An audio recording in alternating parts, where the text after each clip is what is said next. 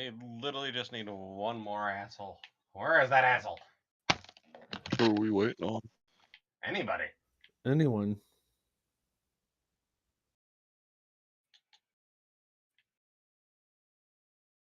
Although if we have to wait more than a certain amount of time, I know I'm probably going to be like, okay, guys, I'm out. Okay, boys and girls, I'm going to go ahead and play it out. Play it out. Play it out. Yeah, I'm going to try to play that with three. Let me check out something real quick. This is not going to end well, but we'll try. Check it real fast.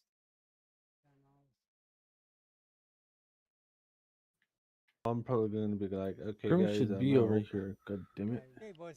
Find out. Thank you very much.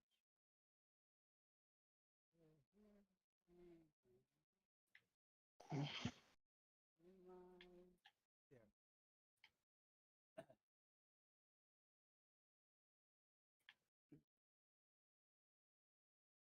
Yep.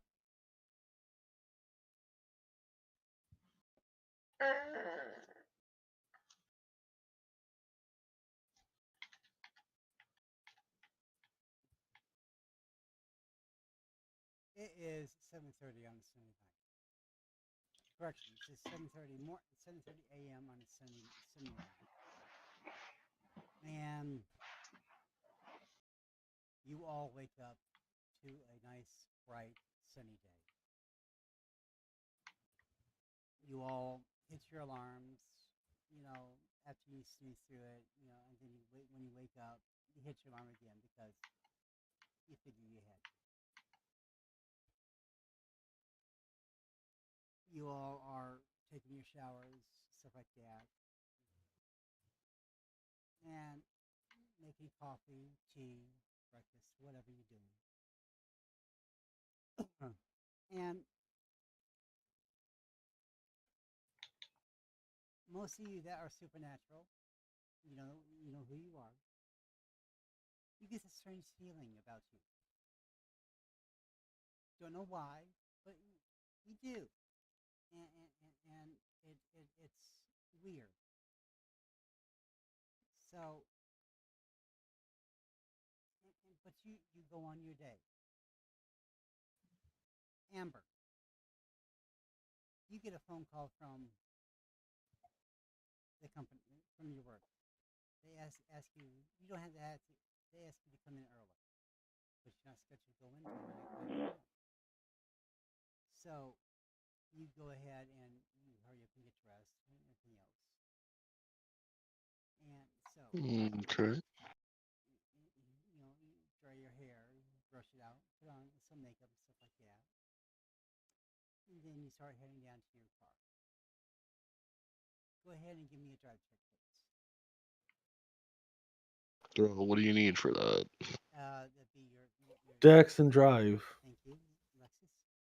You're welcome. Let me open my sheet and see what my drive is. Just remember, it's a bright, sunshiny day. If I say that again, please kill me. I will. Good.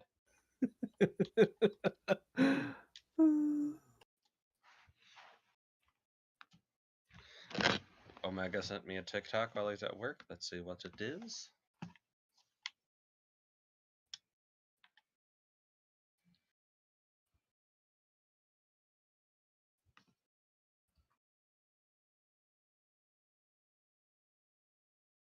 Oh my god, that's horrifying.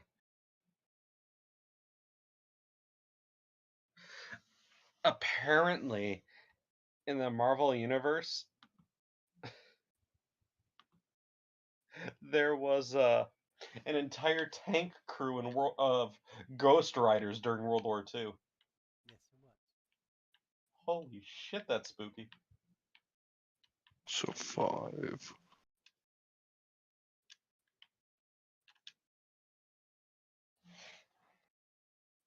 Okay.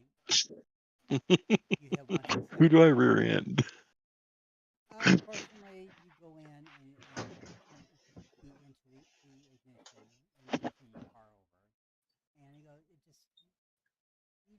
car over and it's not starting. Okay, just like,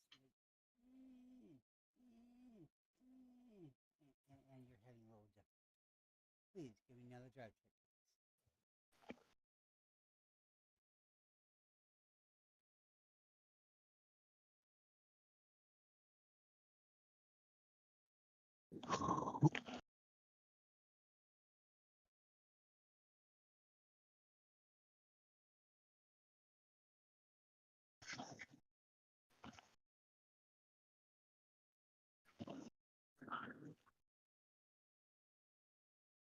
Same thing. Yes. Okay.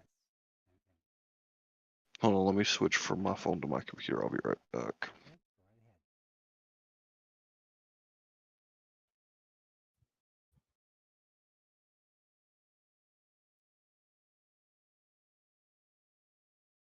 ahead. And now it's down to 2. He's gonna be right back, you pessimist. Calm down. See?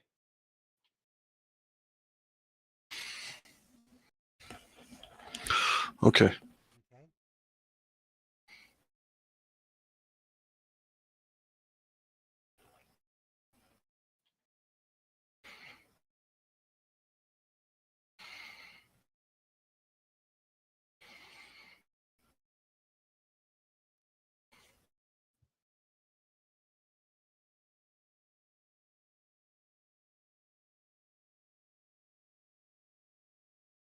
And it still didn't help you. You still got one success. Same numbers, too. Well, same number as a success. So, as you go ahead and turn your key, you decide to. You're a smart woman. Okay, you get out and you pop the hood. And you decide to lift it up and take a look what's wrong.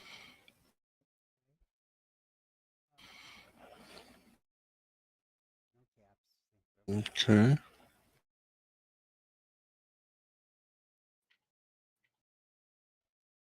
As you go ahead and take a look, look underneath the hood and you start, moving wires around and everything else, and you start, and you seem to everything.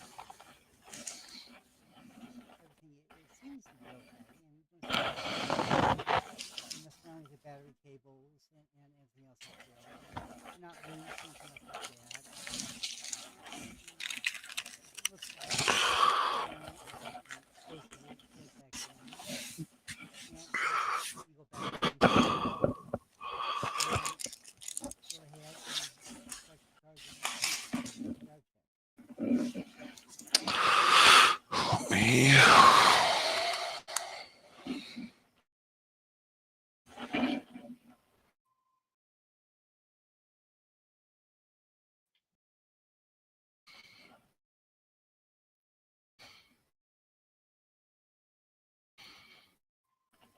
Damn it. /mm.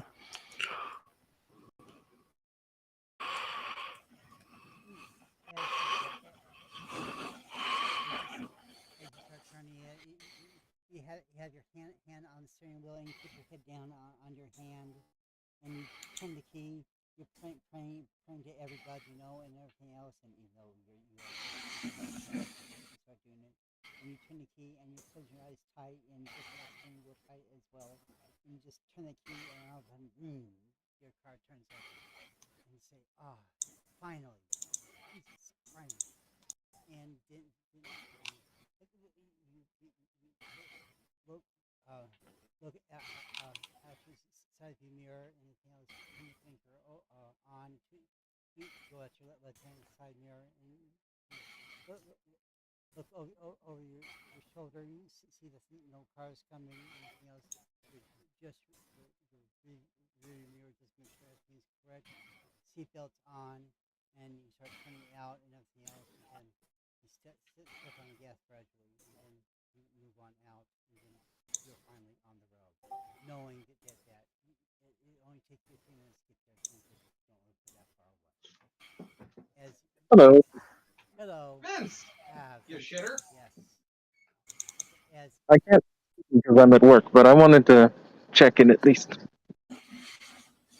well, thank you for checking in. So as you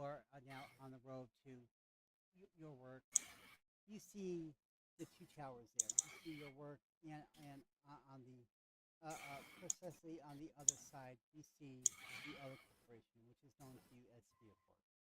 Okay, as you as you start looking straight forward, and you are a good driver and anything else, you pay attention to the road. Okay, and anything else, and you see your corporation, and you do admire your corporation. And yes, you do glance over there, but something catches your eye. Okay, and okay, as you look over the Spearport, something's not right. It's like a flash,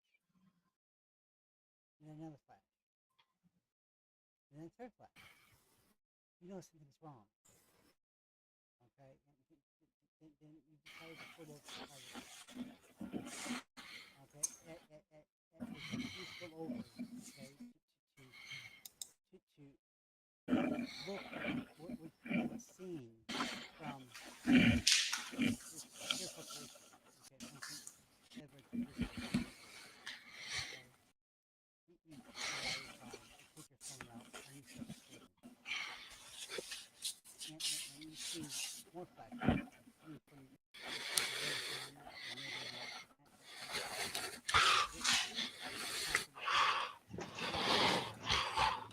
Ren, it sounds like you're trying to eat your headset. Heads up. and there's more flashes on the inside. They look like mini explosions coming from inside the airport. But you know that's not right because it has a verified power. And there has not necessarily been, since there's been so many, and you know this, that building has been under heavy guard and nothing ridiculous power at all. Never, ever. But there has been that looks like this. And all of a sudden, the flashes go, and it's continuing, and it's continuing, and continuing.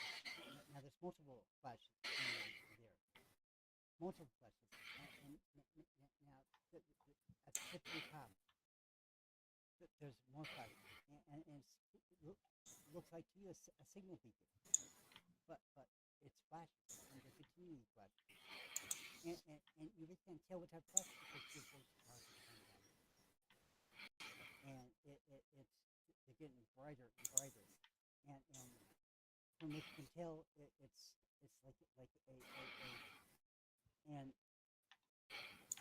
it's almost like a signal beacon, but as flashes happen, the flashes they explode out. Looks like a explosion, and then you can see the boom explode out, but there's no sound. But and every time it happens, another one comes out. One pops out, another one, and so it happens more, and it continues. It's like a wave, and then you have the camera, but you look at your watch and say, "Oh shit, can you get going?" So you get back in your car, and you choose to turn it back on, and you again put your seatbelt on, and you look over your shoulder, make sure no cars are coming, and then you drive out slowly, and then hurry on the road, okay? And then as you're going down the road, and you see other cars on the side of the road taking pictures and everything else. The fear of Franklin Average Research Corporation do this, okay? And it's like maybe you see one or two cars, but now as you see, a lot of other cars are doing the same thing. It's not one or two cars; it's a lot of cars now. And I mean, it's lined up the whole road, and you have a straight shot. You can gun a little bit more, okay? You hit about 45, now you hit about 50, okay? As you take a glance at your watch, and it's about you got about 15 minutes to make it. You can do it in this time. So as the turnoff comes, okay, you turn off. Okay, turn off the road. Make left-hand turn. Okay, as you make a left-hand turn, it's over there. Okay, you stop there for a few minutes, and you see the road is empty. At this time, there should be a lot of people there. Given what the hell's going on, you don't think about it too much about it. There should be, almost time. But as you go through the light, you see it. People alongside the road. Okay, have the cameras out. They're facing your location. And you got the cameras out. And there's a filming. The thing, okay, it's pulsating. Okay, and you're standing there. Just take a picture. Okay, so you turn it into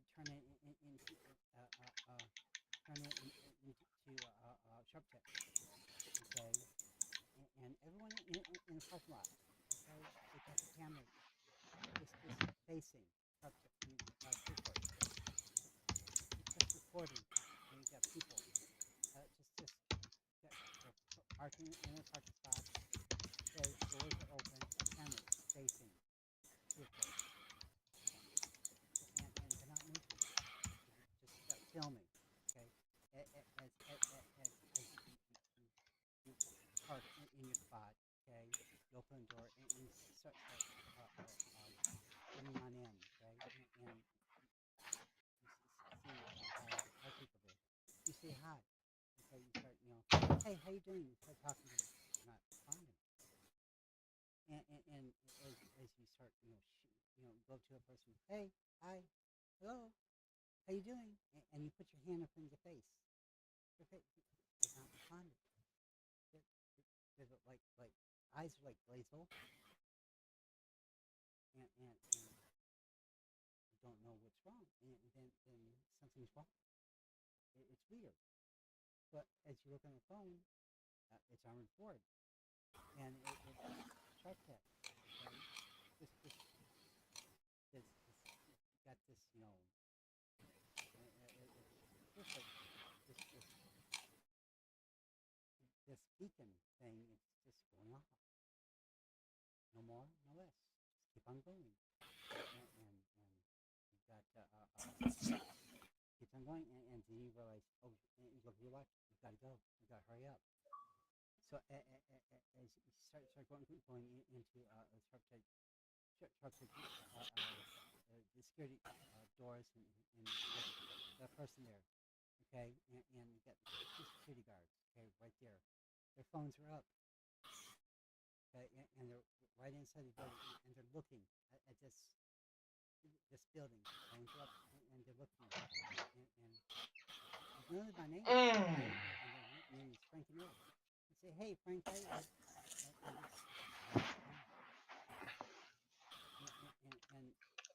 Frank, Ed, no response. Okay, and so you go ahead and put your stuff in, you don't even worry about putting your stuff into what's going on first. Okay, as you get to the elevator, this is where the escalation. How would you like to start?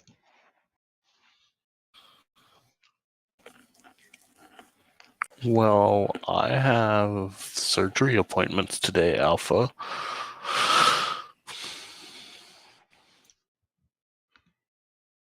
So I'm guessing I would need to take care of those. Hey, you were on the first floor. Oh, I'm on the first floor, then I'm going to go up to the 8th, I believe. As you go ahead. Actually, you know what? I'm going up to the 8th to find my dad. Okay. As you push the button to call the elevator car down. Okay. And then as you go inside the elevator, you push the 8th floor button. Okay. And then and you hear the music, rain elevator music. and then you see the secretary. She's at the window. Okay, the phone. She has a phone up to the window, and you know the secretary's name. His name is Beth. Oh, hi, Beth. Beth. Beth. You call her name and everything else. Just send it. Not responsible. And can I physically touch all of these people? Yes, you may, if you would like to. Well, I just want to make sure that I can, that I've not been shunted to like the ethereal plane or anything. Nope, you have not been sent to the ether plane. So you can if you wish to. That is your choice. So you're on the eighth floor. You called out Beth's name, and she's not responsive. But she is standing there, has the phone in her hand, taking pictures of your. Okay, I will go and tap on her shoulder. As you go ahead and tap on her shoulder,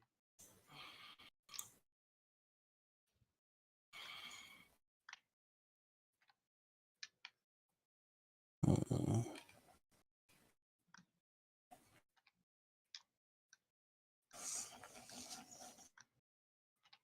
I'm gonna shake her rather hard. okay. As you go and shake her rather hard and everything else, again, no response.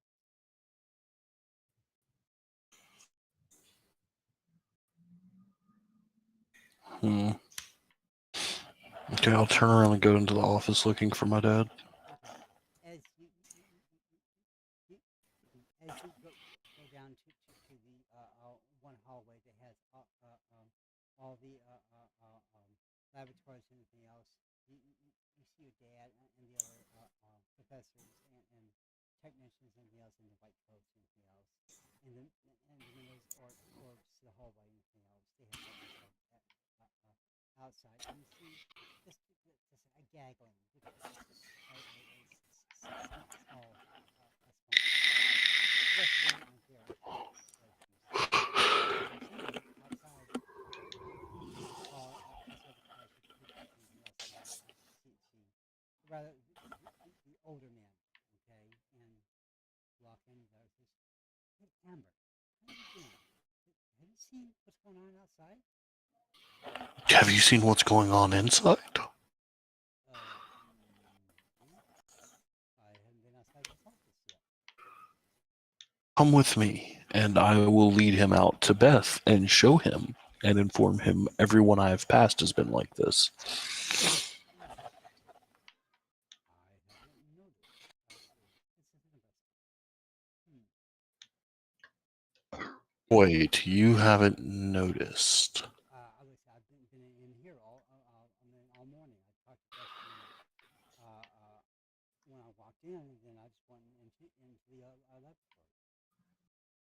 Okay, so what is the World of Darkness equivalent of a insight check? It'd be manipulation and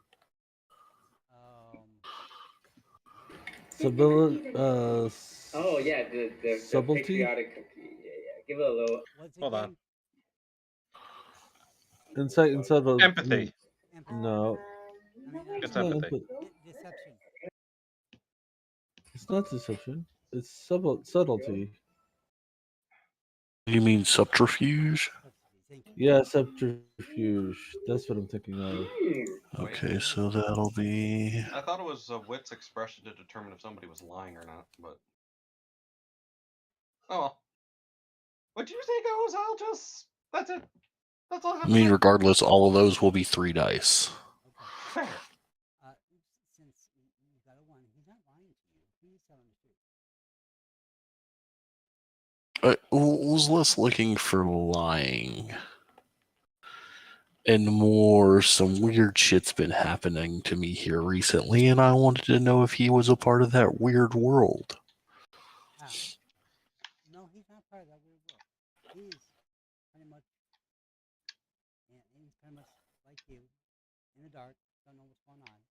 He is old man. So, Okay. clueless as you are.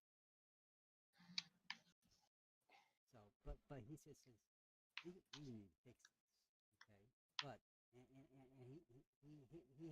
has this clipboard next to him. He says, look, and as he starts looking around and starts looking in the other office, and he starts seeing other people with cameras, and they're pointing towards Fear Corp and everything else. And he knows the history of Fear Corp and everything else. And this is not good.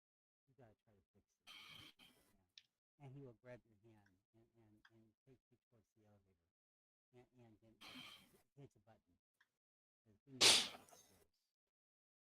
Now, you have never been off for a ever.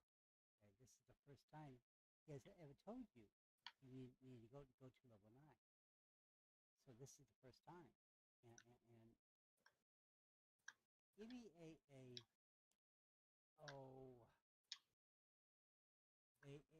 an expressions check, straight expressions. So what do I do if I don't have a point in expressions? It's -1. Yeah, it's -1. So it'd be give me a wits in.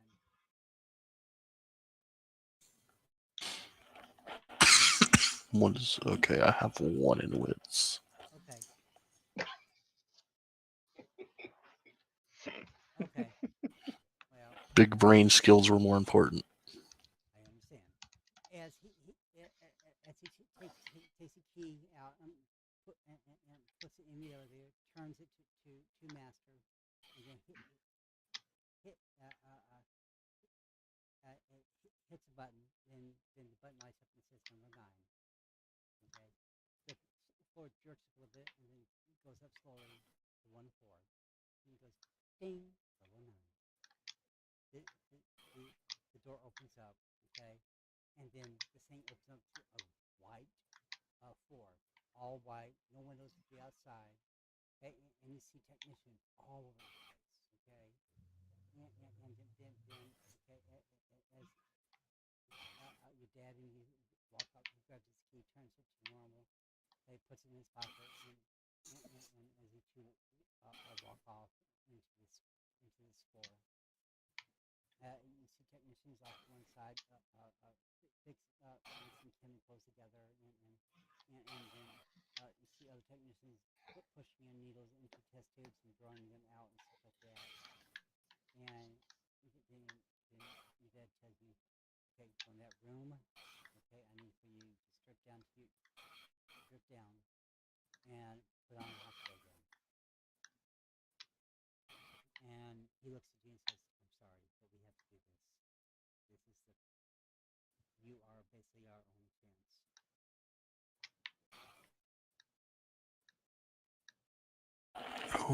Okay. And it's top of you.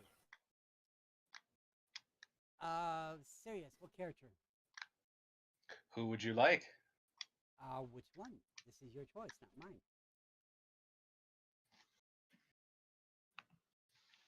Well, it's been a while. I'm going to hit up Jade, because why not? And she's the character sheet I have open. Which one? Jade. Jade? Okay. Yes. I'm sorry, I'm laughing because I've just been driving around on Crossout while I wait, and there's a dude who built a car that's just a giant sign that says "I love MILFs." What the fuck? Okay, as Jade is home. Okay, and getting dressed and eating her breakfast and everything else. She's getting this weird feeling. Okay, and it's not normal. Okay, it's don't know what it is, but it's weird. As so as she starts to gets prepared and everything else. Uh, she gets a phone call from Doc. Oh boy. She picks up hello? Hey Jade, this is Doc. Where are you right now? I'm still in the bunker. I just woke up. I was about to check on the kids. What's up? I need for you to go and check on your children first, but keep them inside. Do not let them go to school. Do not let them leave the bunker, but keep them all inside temporarily. Okay. They're just toddlers. They can't go to school yet. Oh, my bad. I'm so sorry. I didn't know this. Okay. So, Did you uh, break time again? probably, but Oh, okay. That makes sense why you wouldn't know what age they are. All right. yeah. I need to keep all you other people inside. This is a also a gray wide alert. All gray members are to stay indoors. I don't know what it is, but some of our member organization, some of our gray members, in they're trapped in some type of a stasis. I don't know. And some of the citizens have been trapped also. It's weird.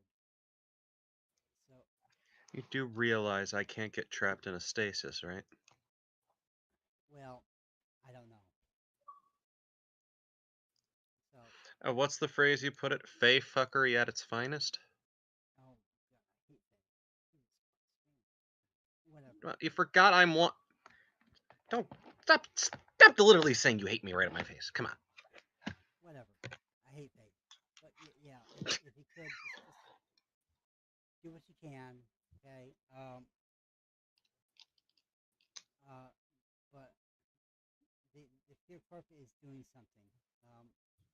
I don't know what, but our citizens are in trouble.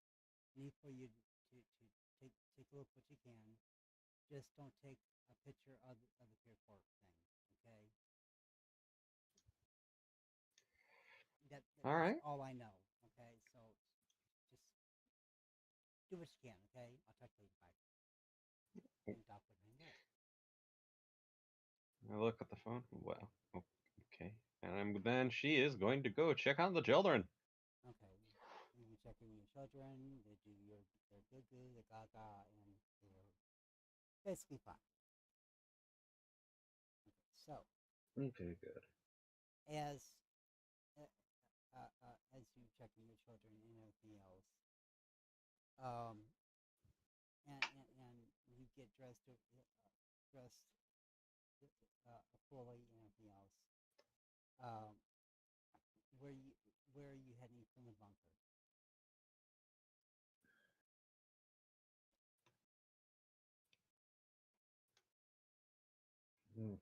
Told to Okay. stay inside. Probably not the wisest idea, or else we're going to get nothing done. The answers are Fear Corp, but if the photograph thing and taking Fear Corp is the main issue, then I can't do jack shit about that. Mostly because I can't fucking see.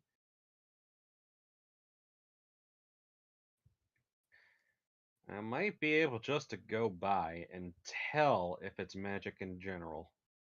I can't take pictures, so they don't do me any good anyway.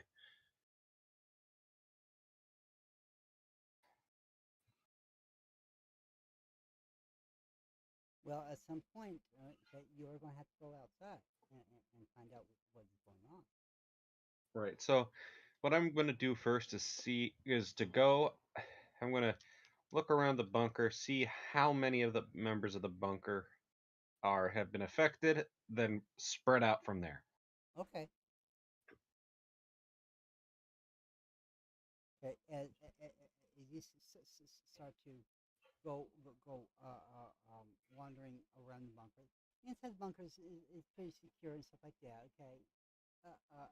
You know, regular bunker members, they're working, doing the gardenings and stuff like that. And then as you start, filtering on the outside, you got some members that, as it they're doing their regular duties, handing out vegetables and stuff like that. You see them right on the outside of the tunnels, okay, and they're stopped. They got their phones out and they're looking at their work, and they got the crates right there at their feet, and they have cameras out looking right at their work, and they're not moving. Yep. Okay, from where I'm standing, not Mhm. looking at it directly. Mhm. Is there any source of magic coming from the phones? Because I do have magic sight. Yes, not that you can tell. Not that I can tell.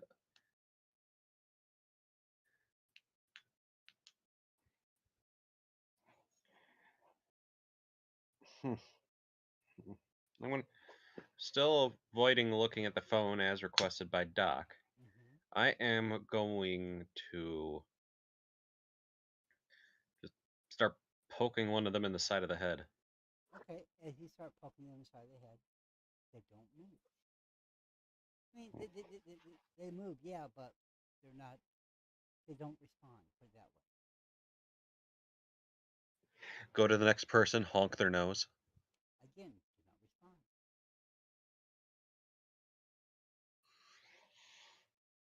respond.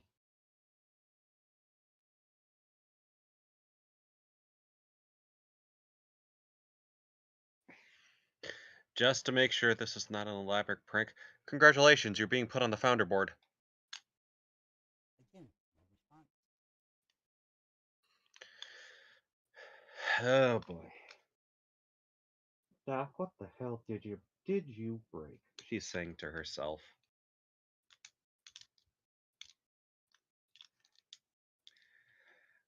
I could do a dream dive, but that feels like it'd be a terrible fucking idea. That would be your choice.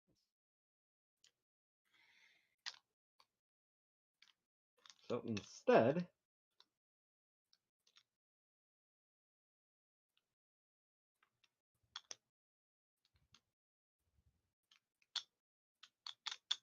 what I am going to do, these people do have their names on the. They have names somewhere telling. Oh, you know what? No, I'm just gonna go find. I'm gonna get their wallets or something if they're wearing street clothes. If not, then I'm gonna use the identification chip in the armor. Okay.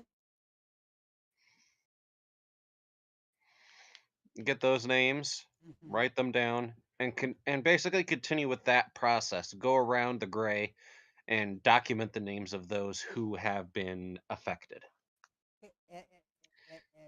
As you go ahead and do this and everything else, you see there's a lot of people. I mean, I do mean a lot. Okay, that has been affected. Okay. I mean, they're scattered throughout on the outside of the bunker, and then as you start going around and everything else, you see there's some inside the shield and outside the shield that they have been affected, and all of them same position, phones are up in the air, pointing towards the airport, and just in that same Okay. position, just not moving, unresponsive to All right. any signals. Now it's my turn to send a gray wide broadcast. Do not look at your phone or open any messages or messages that contain or emails that contain an image until further notice. And for the safe side, keep your phones off. Keep in communication using radios only. You hear you, as you send that message, okay, once that has their phones open, you hear you hear the chirp and everything else. Go, go, go wide, okay, and you hear them all, and but they're not responding.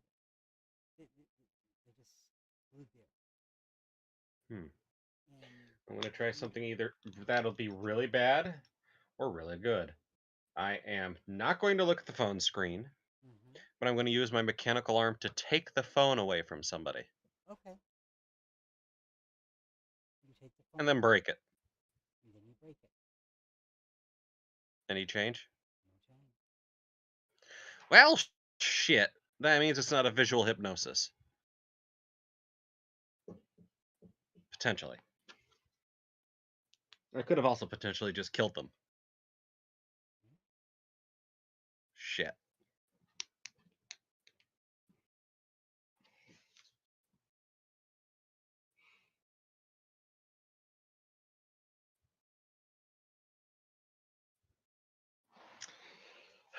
I'm going to continue on.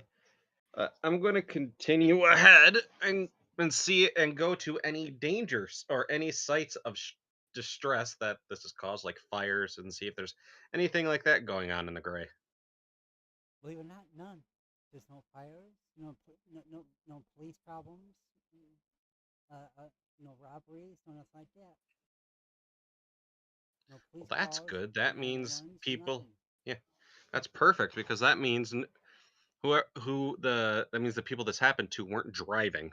So people learned from their past mistakes, like don't text and drive. Hmm. Hmm.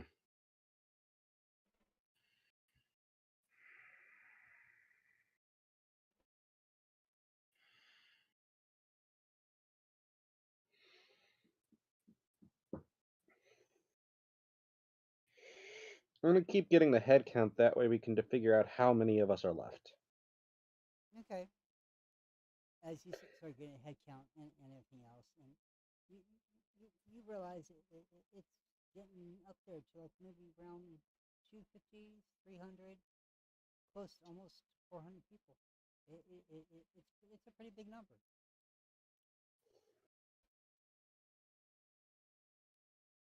because they Hmm. haven't seen Good. Freeport experience anything like this. Okay, and from give me a chance side, please.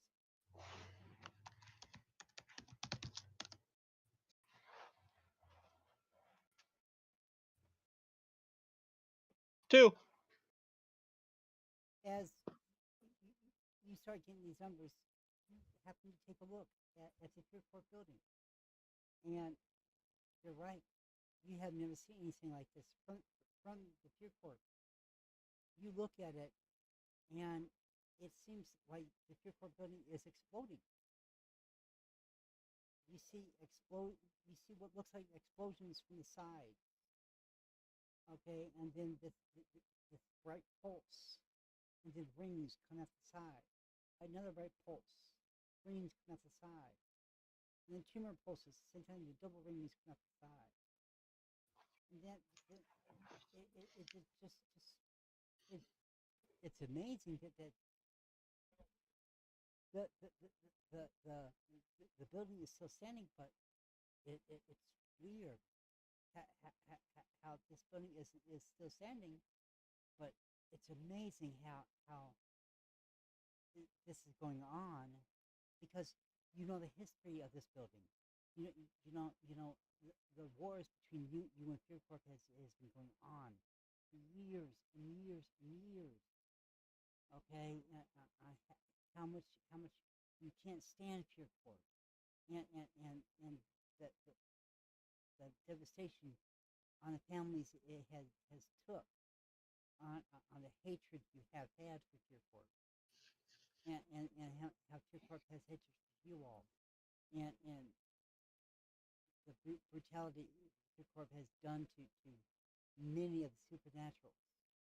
Okay, and so when you see these explosions or what looks like to be explosions coming off of your Corp, you feel glee,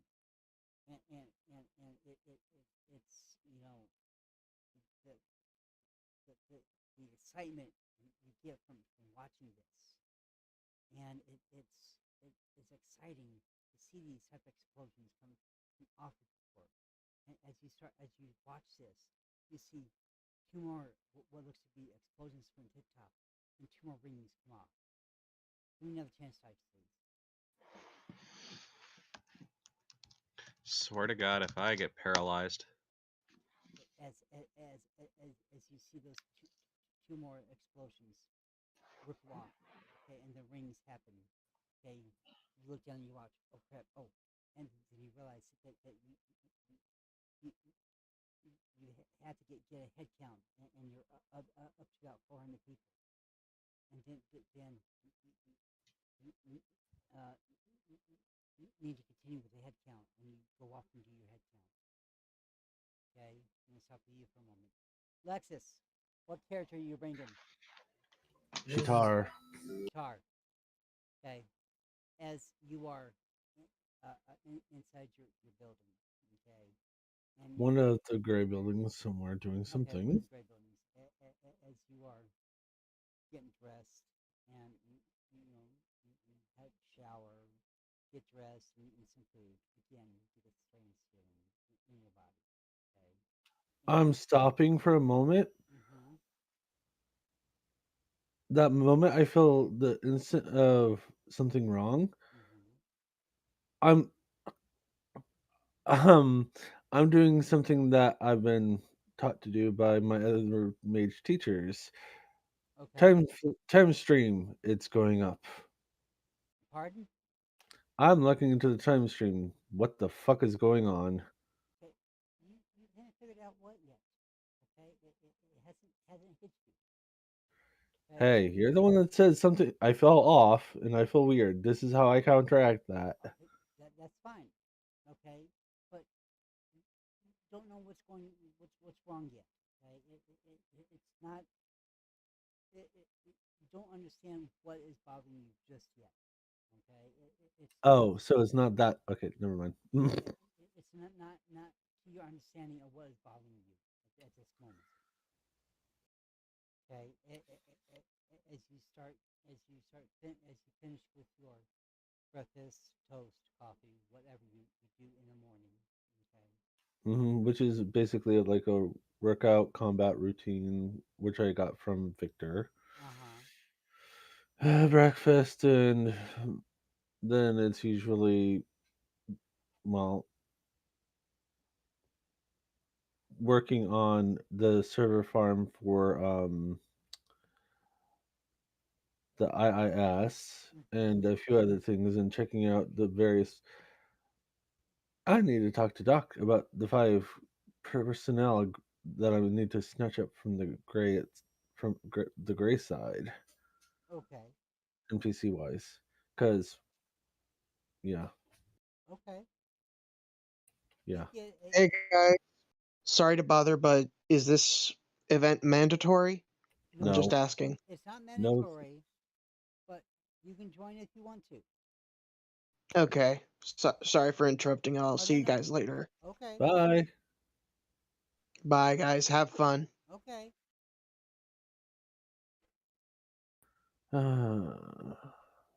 So as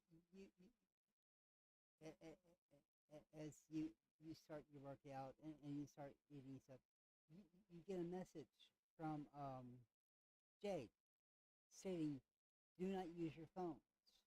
Text only." Okay, and um, go I ahead. don't have. Well, I have a phone, but I don't use a phone. You don't have a phone, but you use a phone. Like my character has a phone, but he doesn't use the phone. He has a cybernetic implant. Remember? Okay, okay. You basically you receive that particular message from Jade. So this here sends up alarm bell. I'm going. Wait, what? Okay, yes, it starts sending up alarm bell. Okay, and it basically tells you that people inside the gray are taking pictures of the Fearport building and, You know and what? go ahead. I'm going to have to. Nope, nope, nope, nope. I'm not having this anymore.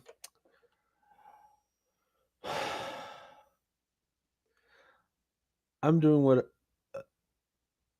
a spell I've been taught by multiple time mages, as well as family. You're doing what? You you know this spell very well, Doc. I'm slowing everything else around me down. I'm You speeding myself up. okay? Okay, go ahead. What do I need? What do you want rolled exactly? Uh, well, your time and gnosis, and then I just need to know what needs to be rolled. your time gnosis, Time notices, got that. and your high speech. Okay.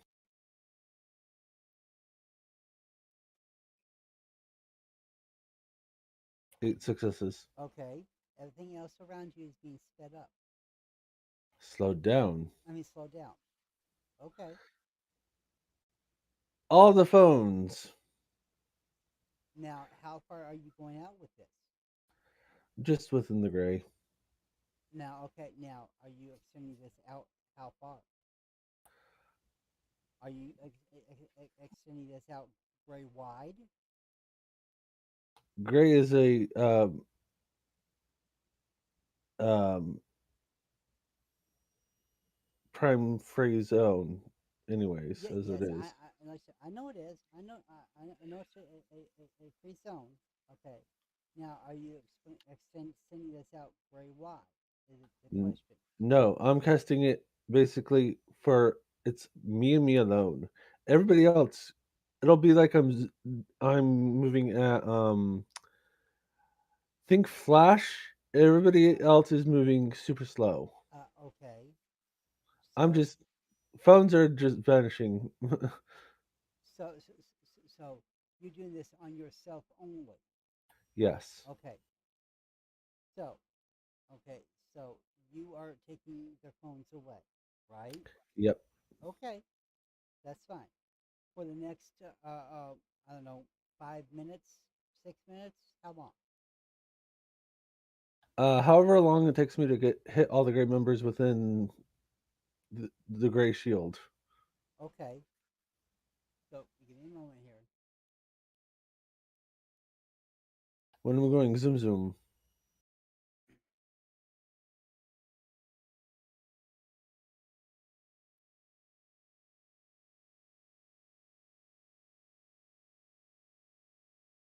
The only other person that would no, actually, not even he would be affected. Never mind.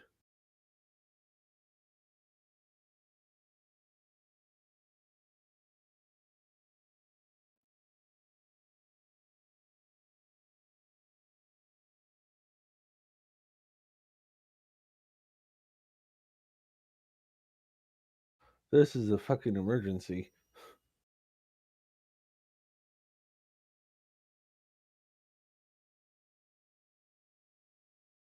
Ow. The fuck? Okay. For the um next hour. Okay.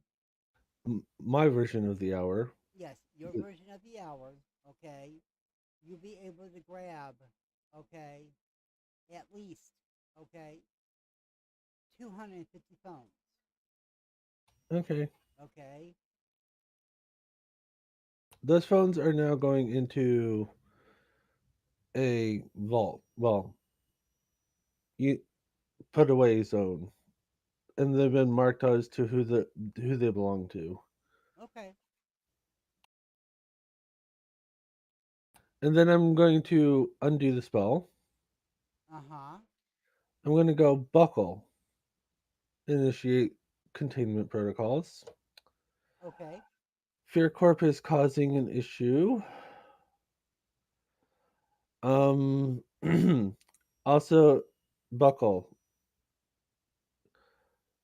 Turn off the cell phones, aka no ringing, no nothing unless it's a text only. Okay.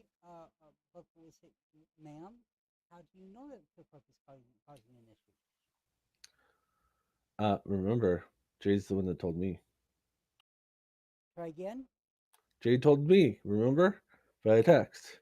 Okay. Did I really text anything about Fear Corp? No. I thought you did. Sorry. No. Nope. Nope. Oh, then don't include the fear card shit. Okay. Sorry. I forgot about that actually, so no, I didn't. Sorry, thought you did. That's okay. Um, but basically, turn off the phones. Don't let them ring. Nothing through except for text only. Okay. And but Buckle will comply.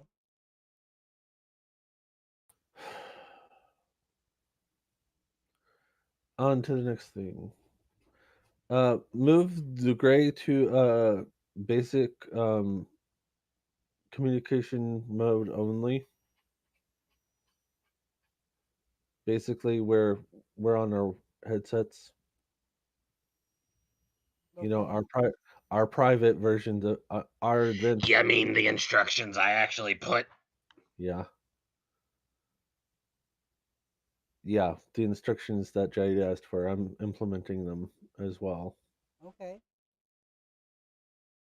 Again, Buckle will comply. Thank you, Buckle. Mhm. Now, I'm going to basically do a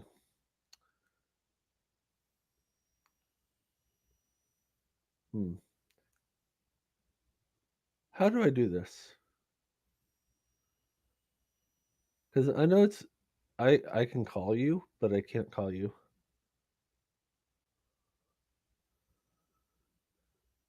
You know what? It was in the instructions. I'm poking at Doc Yeah. via yeah. Are you in your office, Doc? Where else is Doc? Yeah, I'm coming to your office. Okay.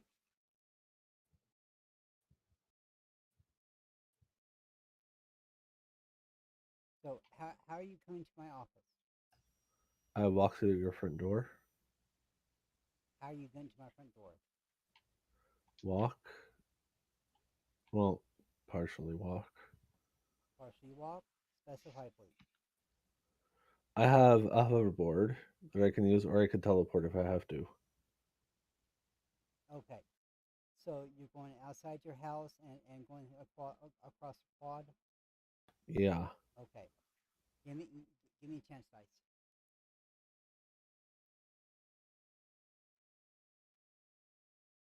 Okay. Ooh, that's bad. So as you're going across the quad, maneuvering through all these people and everything else, have their hands up in the air and they're looking at the Fear Court Tower and everything else. You happen to glance over there, seeing what this is all about because What if I know not to glance? Why would I glance? you're curious. No. Okay, you tell a person not to do something, and they know not to do it, They're and they're going to do smart. it. No, they're not going to do it. Everyone does If it. they're logic, no, I would never would. Well, You tell me not to do it, I will never do it. Doc, I mean, not Doc. Hey, I'd do it. yeah, I I would too. I'm I telling wouldn't. people. I'd do it, and I have a fucking master's degrees, and apparently I have a genius IQ, and I'm a fucking moron. What do you think? Everyone Not does it. no, not me. Because anything I've ever been told, I follow. Hey, don't look over there. Okay, I'll look over this way then. If I want to look at that building, I'll use a fucking reflection if I have to.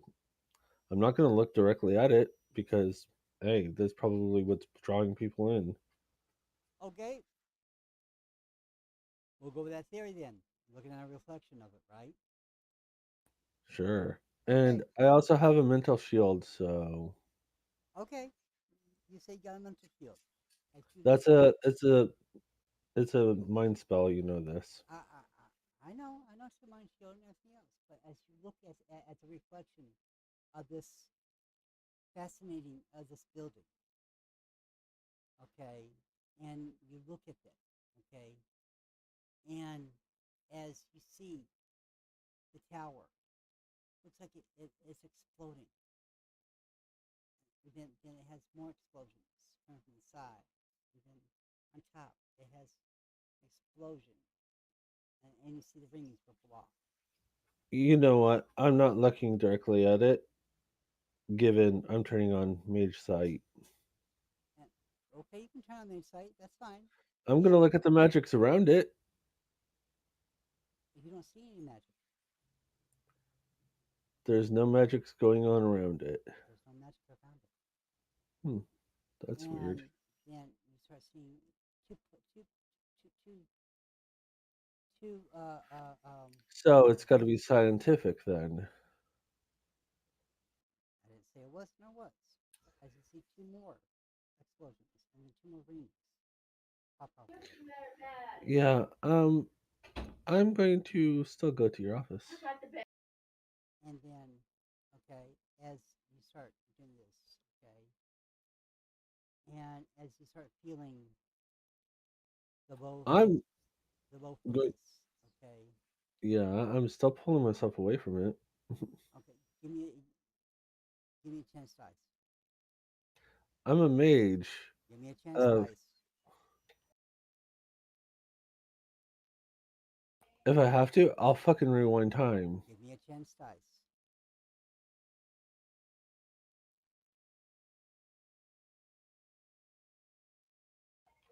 Still better than what I got last time.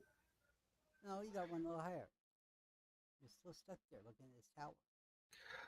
How can it trap? Never mind. You're feeling the glee, okay, of this tower. No, no. I'm just trying to figure out how it's getting around a spell that is actively there to protect my mind against shit like this. It's not hurting you, okay? It's a hypnotic suggestion type I thing. never said what. I never was. I never said it was hypnotic. I did like.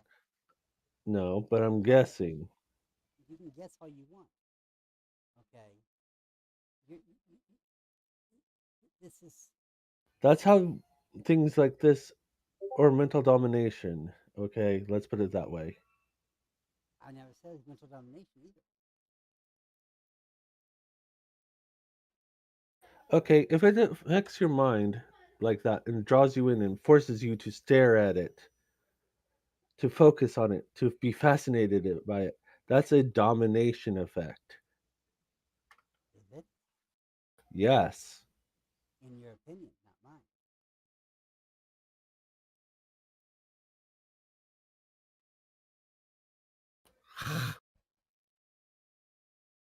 So as you're watching this tower explode, You know what? I'll just go with it. so give me I another. stopped resisting. I just go with it. Give me another chance die. Why? Give me another chance die, please. Now, as you look down your watch, you realize that you're heading to docks. But I'm not resisting. I was just gonna sit there and stare at it. Are you? We're gonna have another talk later, you and I. You look at your watch and you're heading to docks.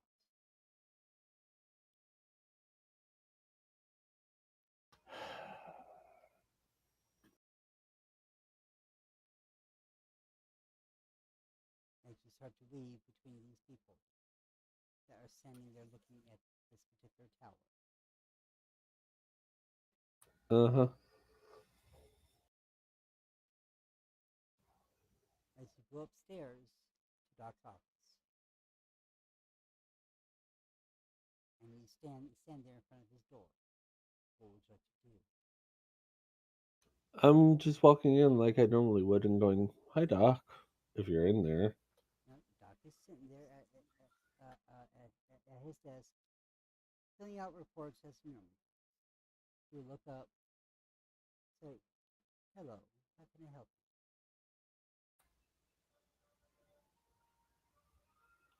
You know your glorious organization's being overtaken by Fear Corp. you?" Well, at this point in time, I don't know if it is or isn't. I'm just going to point out a window to the people on the floor with their arms raised, standing there like, statues. Well, I got some people working on this particular situation right now. Got some people working in the hospital trying to figure out what to do. Some of the people in the hospital are standing like this right now, so they'll keep me abreast on what they can do, what they can't do. They took their phones away, and I've directed all the people in the hospital to put the shutters. Don't look at it. Don't do anything. So at this point, I don't know what to do this right now. But I don't want to go all ham hog and because right now we can't destroy the tower that I know of. I mean, and if I go in at it, it'll be World War III, and I don't want that to happen just yet. And this is. I'm probably going to vanish for a bit. So here So momentarily. we will. So when we have the answer, we will fix the problem. So what I need for you and Jay to do is just be careful and just keep an eye out on what they're doing, okay? Because I got a feeling, yeah, just keep an eye out what's going on, stuff like that. All right. So, Doc, Yes. after you say that, you know how time ages vanish into the time stream, right? Pardon? I'm vanishing into the time stream to watch what happens. Okay. I'm gonna look at the different branches of possibilities, basically, Okay. because that's what time mages do, and I have to come up with the best possible choices to see what outcome I can get us to have without Grim here. Mm-hmm. Okay, I'm gonna stop you there. Amber.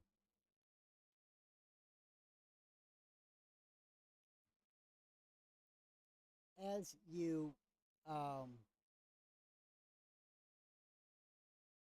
go Amber,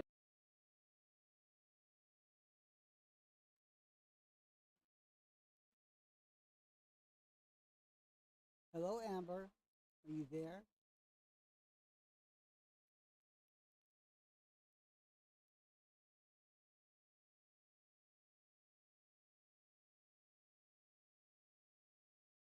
Oh, Lannister. Oh, I hope you didn't fall asleep. I didn't fall asleep. I have to go to work in a few hours. Oh, okay. So, as you go to this little room, and by your dad's instructions to strip and put on this little hospital gown, um, and stuff like that, you go ahead and follow his instructions. So you put on this little hospital gown. You come back out. You have one of the nurses close you back up and they'll monitor you. You go to the next bed. And what would you like to do from this point? Say again? So what would you like to do from this point? You are in a hospital gown, and what would you like to do from this point? Well, I'm going to figure out what the hell's going on. Why was I brought here and told to get in the hospital gown? Well, he would say, dear, this wing here is our brand new project, and we have been given basically a new project to work on.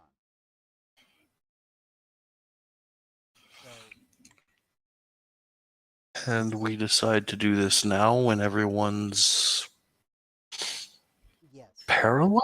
yes, we did. And since you are, well, and I hate to say this, our newest recruit,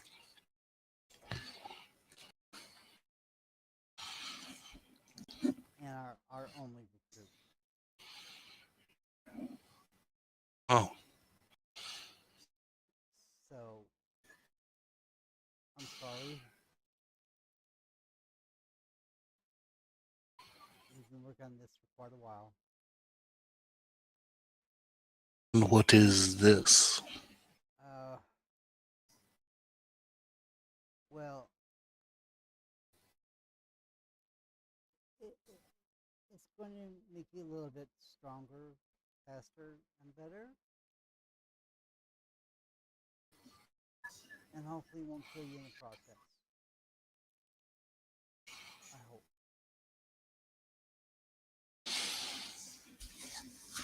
What's going on?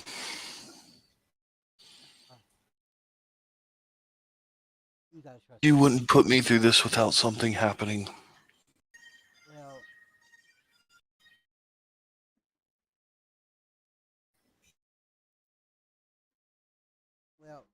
he has shown some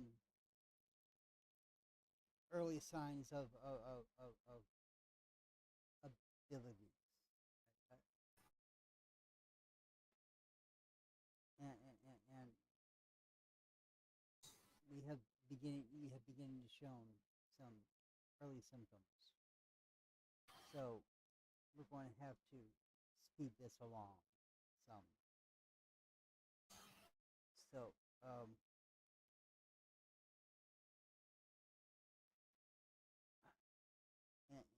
and again, I really hate to do this, but and Amber's dad would rub his eyes and wave his hand across this a table, and they would take the sheet away, and it's a body type table that has needles all the way around it.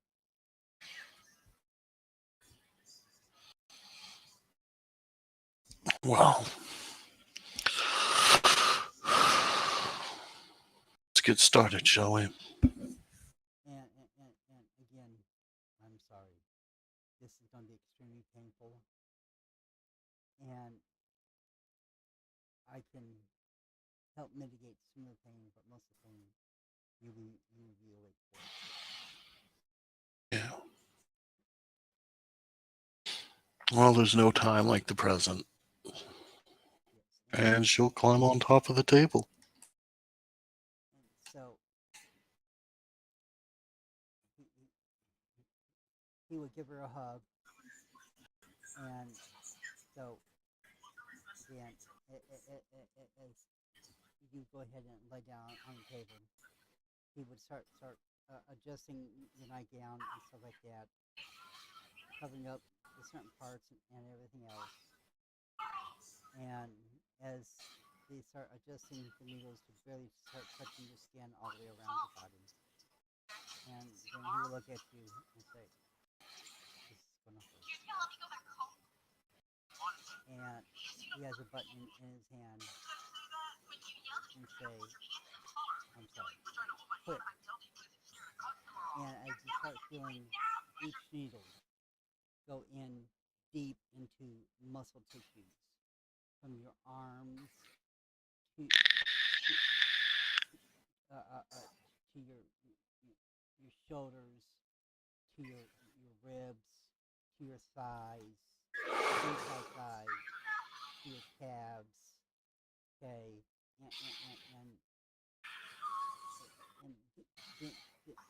then you start feeling the liquid start being poured into your body system as the needles start pushing their plungers in, and you start feeling the liquid being pushed in all over, and then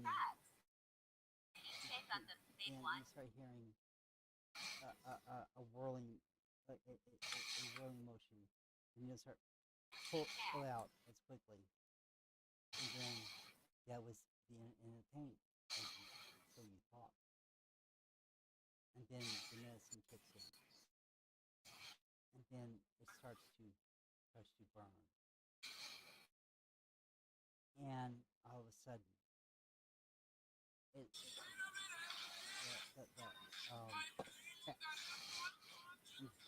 then the burning starts to intensify a little bit,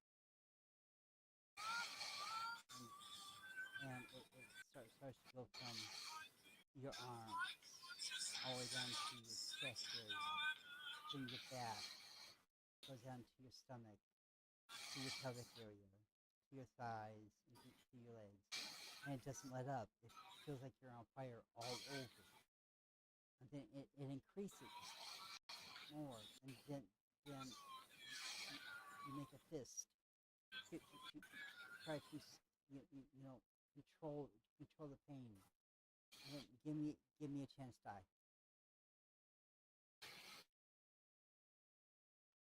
It's just slash chance, right? Slash chance, yeah.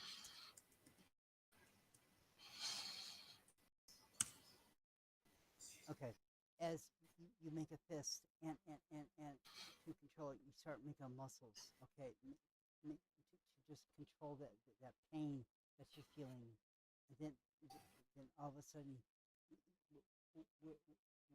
Has anyone died yet? no, as as Oh, years later. Like, as you start to m- make your muscles tighten up as your muscles start to tighten up and everything else. You start to then come in close and hug and hug yourself because the pain is increasing more and more. You realize that you're tied down with straps and everything else at your forearms, at your biceps, at your chest, at your stomach, your legs, okay, at your thighs, and at your calves. You realize you're strapped down from the points. You pop the the, the, the, the forearm straps. And then all of a sudden, you pop the, the, the bicep strap. And then you go ahead and close in your arms around your chest area, and you're squeezing because your arms feel like you're on fire. And then all of a sudden, you want to feel the need to curl into a ball. Okay, and then you start stepping your knees up, and then and you start forcing your knees to come to you. Okay, and then you start popping, you pop the two straps from your thighs, and then you hear another pop from the ones your thigh from your shins, and then you basically get into a curled up position, and you're screaming, and no amount of the cool air that you noticed before is not working, and this is the most so much pain, burning around you is intense, and you're screaming and you're hollering, and you're saying make it stop, and there's really nothing they can do, and your brain is fighting to, to think of what it can do to make this pain subside, and you just it's not working. Anything it can do, it's just racing and racing, and it's not working. Give me another chance, please.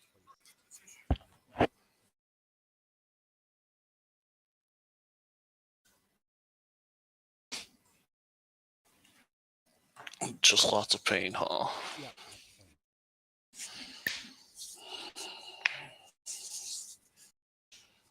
Well, I'm not gonna scream out IRL, but she's probably screaming, thrashing. Can I have a go? No. Oh. Not yet. Hang on, buddy. No, I was wondering if I could do the scream. No. Oh. Not my ears, you do not. No, it was just gonna be, Yeah. Give me a chance, guys. Please.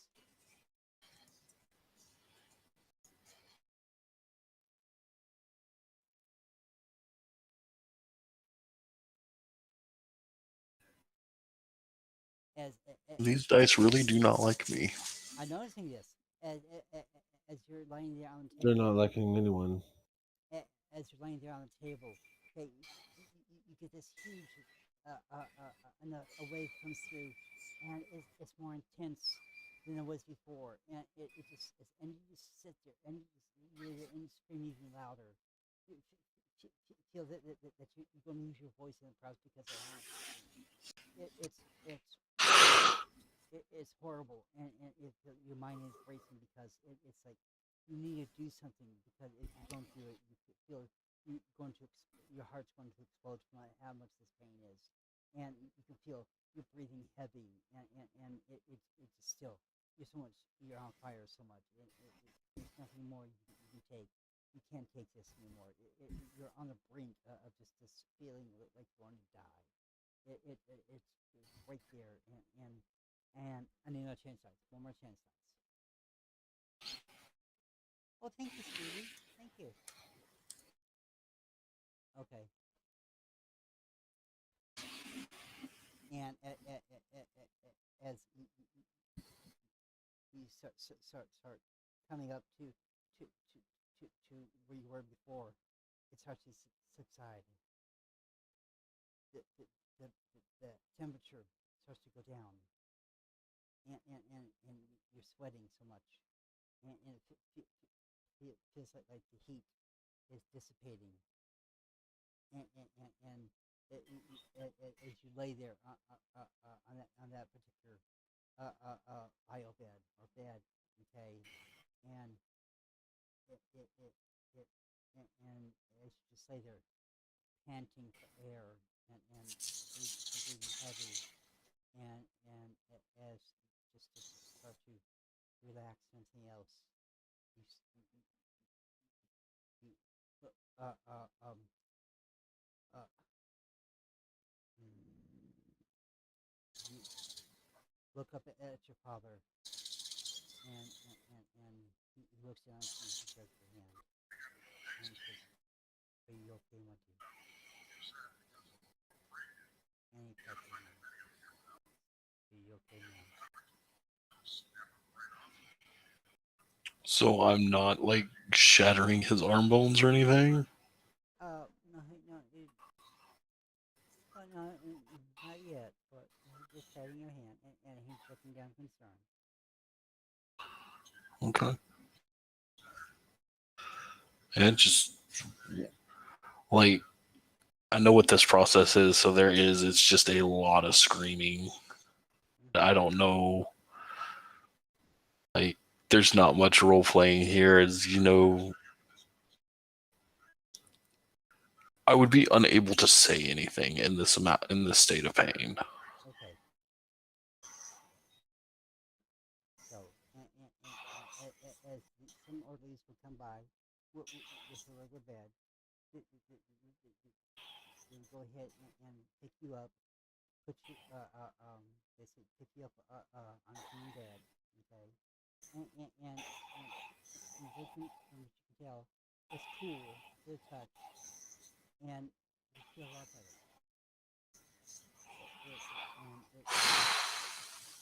And you notice that you're hanging off the bed. Okay, your head's on the bed, okay, and your head, your back, your butt, your legs have extended off the bed a little bit more, and that's kind of strange, but they start to weigh you off a little bit, but they take take you into the room, okay, and they put you on the bed so you can recoup a little bit, okay, and that's where I'm gonna leave you there for a moment. I need to sit up a bit more. Oh, oh, oh. So,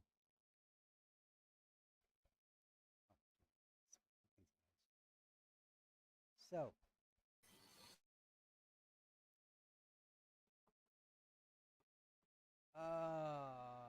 Jade. You're not the only one that needs to sit up more. Well, yeah, like is it a rest period, or am I moving on to this next stage? No. It's a rest period.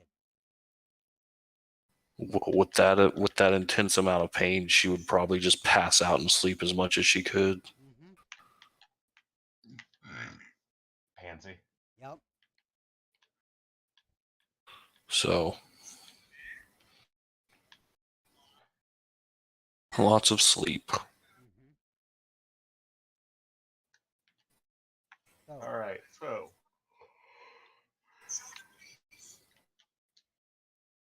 if I recall, I was pretty much just taking the head count, writing it down, and trying to figure out where to go from fucking here. okay. Like, if this is a problem, Mm-hmm. that stupid mind mumbo jumbo that's going on over at Fear is a problem. If y'all didn't take the laser satellite for outer space, I would have hit it by now.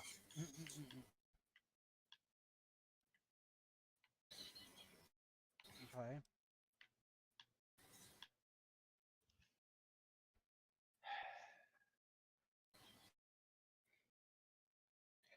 So,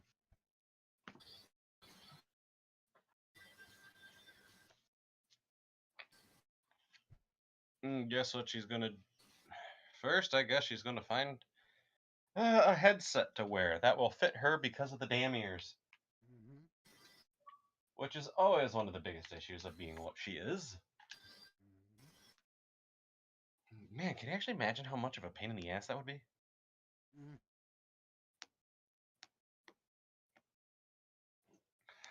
And would you like me to roll a chance to see if she finds one? Sure, please. Go ahead.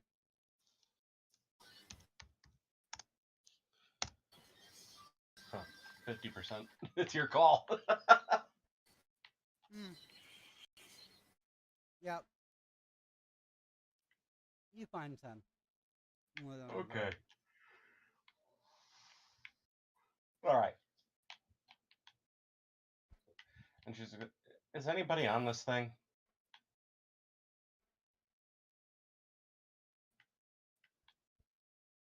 Like, as she's saying that out loud. Guitar?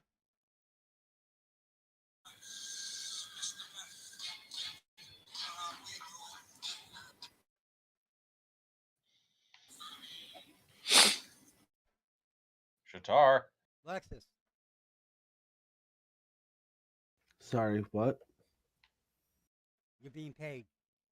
Oh, Through yes. radio. The radio. Yes. Okay. I know. What in the fuck did you may just do this time? Not me. And you guys say that the fair, but for fuck's sake. I didn't do it. Actually, I can't be paged right now. Do you have a walkie-talkie? Yes, but I'm in the time stream. Right.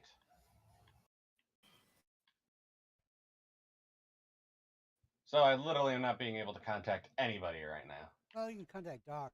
That's about it. This is gonna. This is. And she's like, Doc, you there? Yeah. Go ahead. All right. Okay, so I'm gonna give him the numbers. It was close to 400. Okay. We got about 400 folks that are under the effects of whatever that is.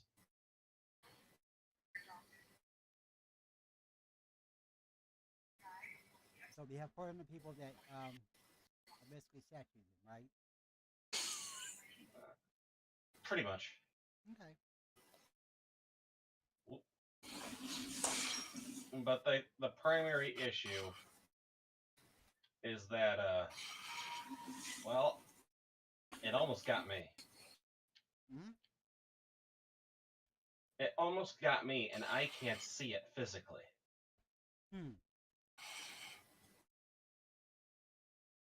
Interesting. How did it almost get you? So, emotions. Like, feeling good. Basic, it was the elation that Fear Corp was finally getting its just desserts, if that makes any type of sense. That is what that thing is broadcasting. Nice job.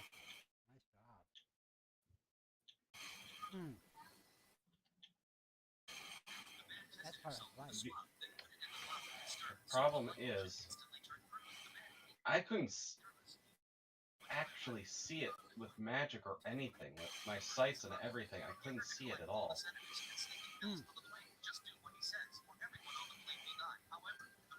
That's interesting. That's gonna be a hard one to fight.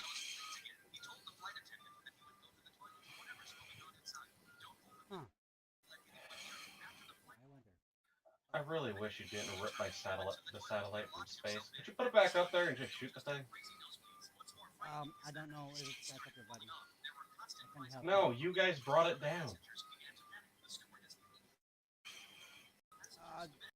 probably destroyed. No, it's in a gray warehouse. Nobody's touched it. Oh, well, I don't think we can put it up there with what's going on right now. Too many people around.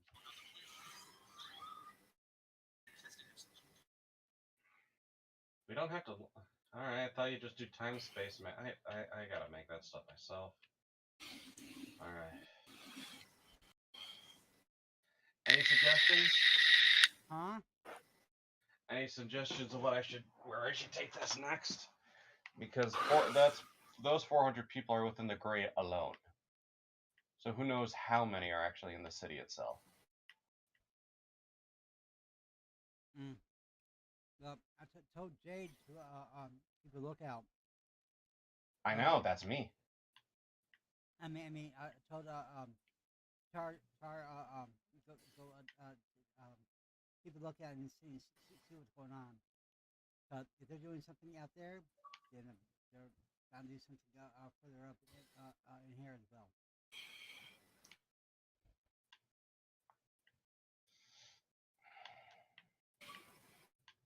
Our people are safe inside the shield. Others are not safe. They're outside. You were saying that they're safe inside the shield, but all these people I found were in the shield. They're so safe inside the shield. Nothing's gonna hurt them inside. Yeah, except for whatever's happening out there. Who knows? There might be another psychological effect that like deteriorates the brain or something. I don't know. Damn it, Doc! I'm not a doctor. I don't know what I am, but I'm not a doctor. I know. Oh, baker, not a doctor. There we go. Wake up, Braden, to find out what's going on out there. You want me to head into the city to see if I can get any more answers out there? Yes, please. All right. All right. Jade out. And she pretty much just. The reason Jade over and out is what she says because radios. Yeah. She's gonna ask for Buckle to bring over a car because fastest way to the city, but she still can't drive. She can't normally. Yes. And she's gonna have Buckle auto. Could you please take me somewhere into the city? Preferably one of the parks because we need to start. I want to start trying to find people at public places and get them into safety. Okay, ma'am. We'll do. Okay.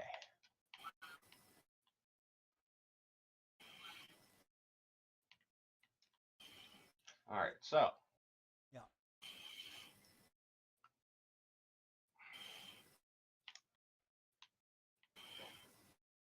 While that's happening, she's probably just going to be nervous or like trying to figure out what the fuck is going on. That's about it. Okay. What were you going to say, Doc?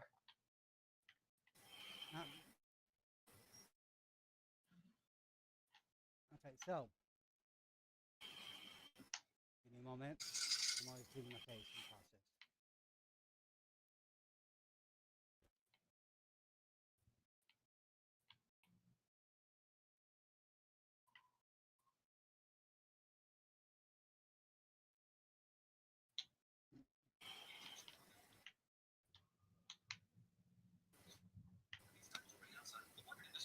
So, okay.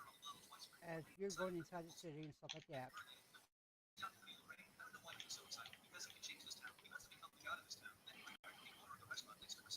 Tara. Shatar. East. As you're doing this time skip or whatever. I'm basically seeing how various events are going to happen. Mm-hmm. Like different scenarios of what the fuck is going on. Okay. And what could possibly happen. And yeah. That's what I get to do.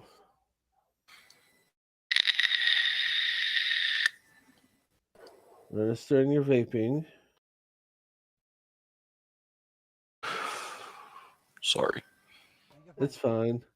I'm used to it. I'm just teasing you. So But basically, I'm looking at the possibilities of scenarios playing out in front of me, Mm-hmm. and I'm trying to figure out which is the most, likely to be the correct path right now. Mm-hmm.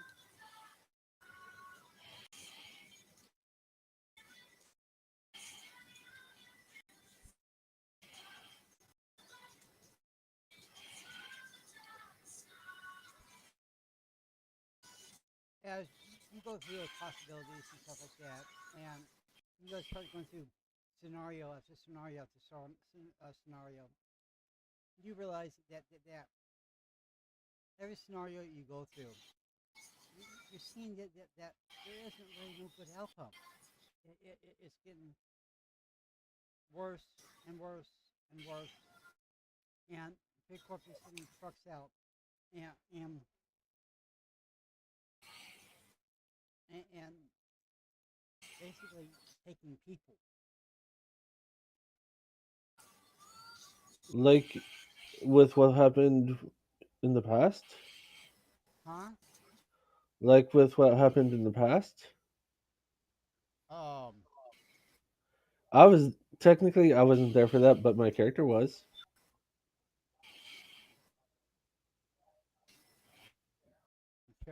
was what? I don't remember. Remember the first time we jumped and the city was taking people? No, no, no, no, no, no, no, no, no, no. This is Fear Corp. Instead of the city taking people, it's Fear Corp taking people. Yeah, Fear Corp is taking people. Okay. You see in scenario after scenario of trucks rolling out of Fear Corp. Okay, black panel vans just rolling out among the city, and they're taking selected people, just grabbing them up, putting them in Oh, black panel okay. vans. Okay, in each scenario, and and uh, and as you go into the scenario, the further you go into it, you basically hit a brick wall in every scenario. Okay, you come to a certain point and you cannot go any further. But I'm gonna use my eidetic memory to basically memorize the common factors between each one. Them Okay. coming out and grabbing people, which people they grab, Okay. and I'm making a list of the people they grab, Okay. and then I'm gonna appear uh back in Doc's office Okay. with the list in my hand, Okay. and I'm going to carefully set the list on Doc's desk. Ah. Desk. Ah. Hello, Grimmy Grim. Um, we have issues. Oh. We more like you, but go ahead. No, we the Gray. Okay. These people. Fear Corp is going to roll out of their building and grab them. Okay. And with Fear Corp doing this little hypnotic, whatever the fuck it's doing right now, Uh huh.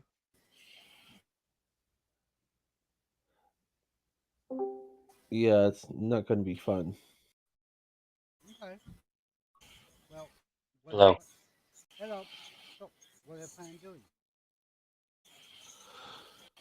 We need to get these select people into our shield, first of all.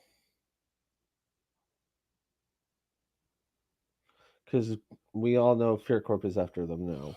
I don't know why they're after them. I hit a wall in the time stream. It wouldn't let me pass. Okay. Well,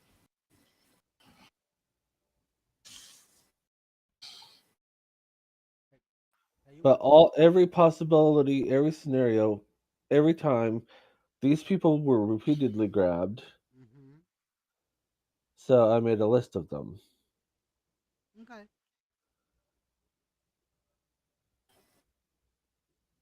So that means these people are important to Fear Corp for some reason. Okay. Well, take out some box and go see those people. All right. Good. You, um, Doc, I'm gonna do something weird. And you haven't yet. Shatar is closing his eyes, wrapping him in a blindfold. He is now using his mana or magic, basic spatial magic and time magic, to create a mental 3D map of the city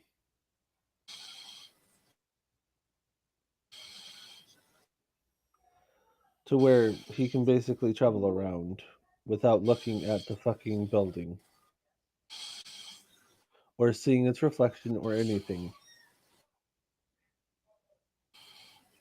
Mm. What's your memory? I have eidetic memory. Okay.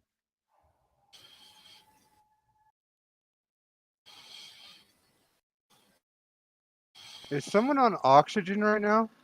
No, No. Rhinoster is vaping. Yeah, Ryan's is vaping. God damn.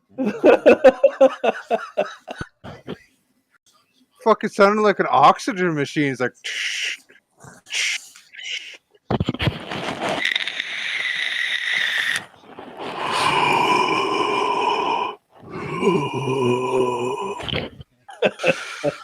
Back in my day, Okay. So back in my day, Eldritch would check his DMs. so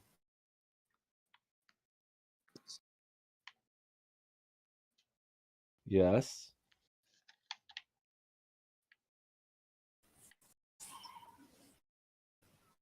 mm, Doc.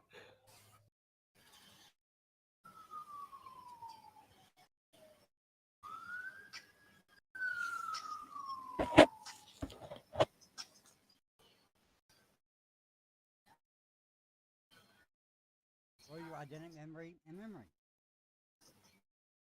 Uh, I don't know how to do that exactly. How much identic memory do you have? The max merit of a eidetic memory. And how much memory do you have? What do you mean memory? Eidetic memory means you have perfect recall. I understand this. You remember everything. I know. Up to a point. Okay. If you're not been in that location in the past week and you do something new, you don't remember that particular new thing. I think it lasts for a month, but Yes, it does. Okay. But if they put something new in there in the past month, you don't remember that particular thing. why do you think I'm also using a space and time map I created via magic? You may be able to create space and time magic, okay? But it does not create a thing where you can see what's going on. You still have to see with your eyes. Which I've kind of blinded myself to stop myself from being enchanted by the building. I understand that too. Okay.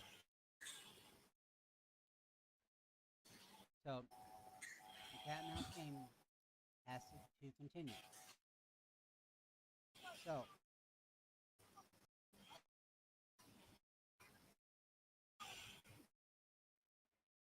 and I'm trying to remember what what is in the memory location anyhow. So I can't remember. I think it's like intelligence and something Okay, else. I'll go with that. Intelligence work. It's I know it's intelligence and something else. Give me a second, I'll look into the book. We'll go with intelligence.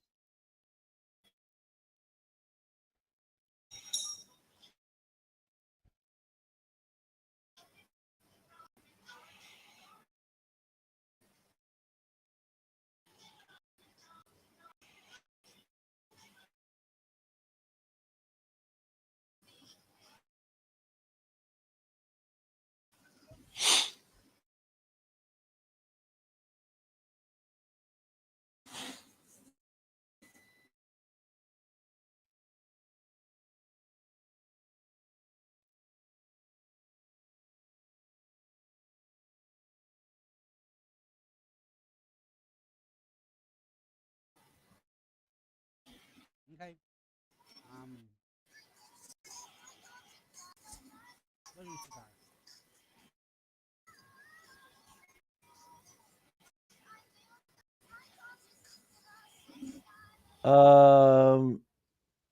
Your character recalls events and details with pinpoint accuracy. You do not have to make rolls for your character to remember past experiences.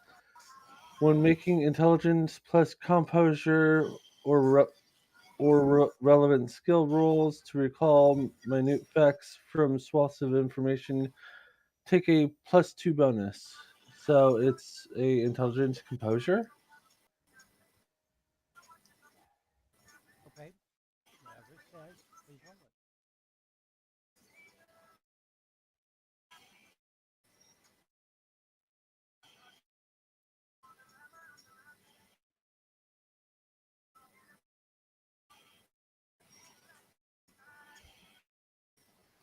I got a success. You got a success. Got one. It's yeah. I said a success. Okay. So I always say yeah. as you are driving to the first location, I'm not driving. okay,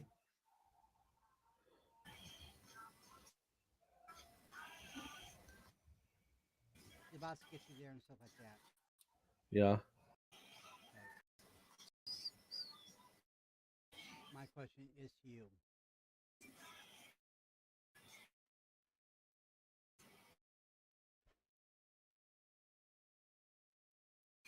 Mm. My question is to you. Are you going to take off your blindfold to see the person? I will partially do it with my electronic eye, Okay. aka technology. Yay. And then actually, I don't even need to do that. You don't? No, I can just connect to Buckle, which can connect to the droids.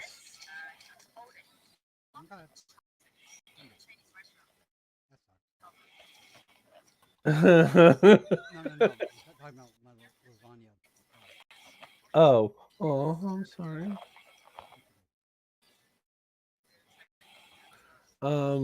I'll have the droids basically look at her for me, send a picture to my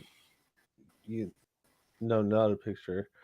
Basically, I'll look through their visors instead of me looking through my eye. Okay.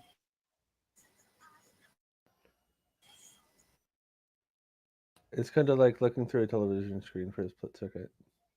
Okay.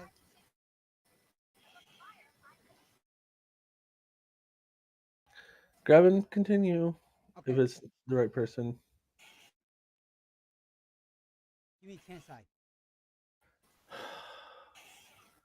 And if I fall away, I'm just gonna go with it.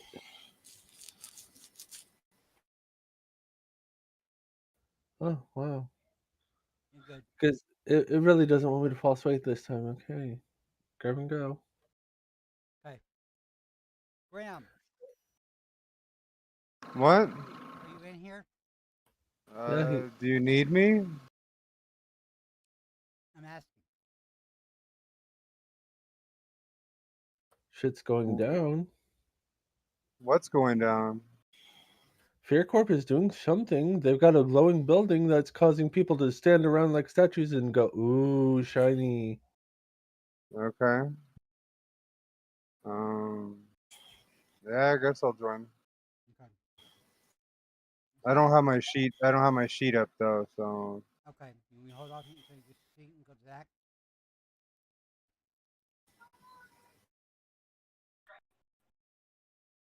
I've been summoned. Are you in? I'm Eldritch. Okay. I'm not putting a mundane into this nonsense. Doc, remember, Eldritch is maxed out practically.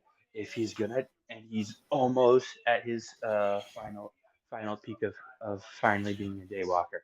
If you kill me now, I swear I will find you. Okay. So, question then. Back. This is the voice in your head. Would Eldritch Kill be him. up at You can do it. 9:20 in the morning? Um. Well, it looks like you're skipping me too. Ah, shit. I'm sorry, buddy. Because yeah, I'm not gonna be able to play this game, I guess, Okay. because it's 9:20 in the morning. Unless you desire uh I would be willing to. Okay, Doc. Quick question for you. This is also going to add serious in every last storyteller in this entire channel. Okay. Really, Yeah. would you consider this a a moral, I guess, enlightenment of Eldritch willing to sacrifice his life for others? Mm, I mean, it's That he something he has normally doesn't no fucking do idea who whatsoever. they've never met before in their life. Personally, Doc, um, it's something he would never do before. I mean,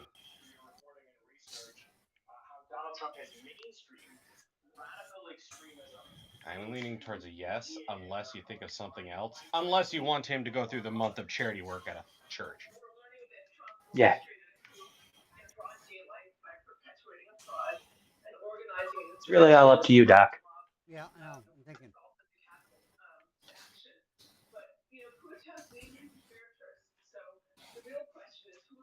I will leave that up to Okay. you. But it is your character. Personally, I would say this would, since he has finally gained his humanity, he has cared for others, he has he has done mercy killings before, but he never has sacrificed his life for others before. Has he heard about people being going disappearing and like Mark? What's exactly happening? Okay. You get a buzz from uh, Jade. Okay. Hmm. And he, it's basically it's very wide. Okay. Remember, And I'm not a member of the Grey. I know. I'm just like a weird associate. Yeah. And you hear from it's a text that numerous Grey members are basically statues. They're not moving. They have their phones up to the Fear Corp Tower, and Okay. for them not to send pictures, video call, do anything, just text, nothing more. Hmm.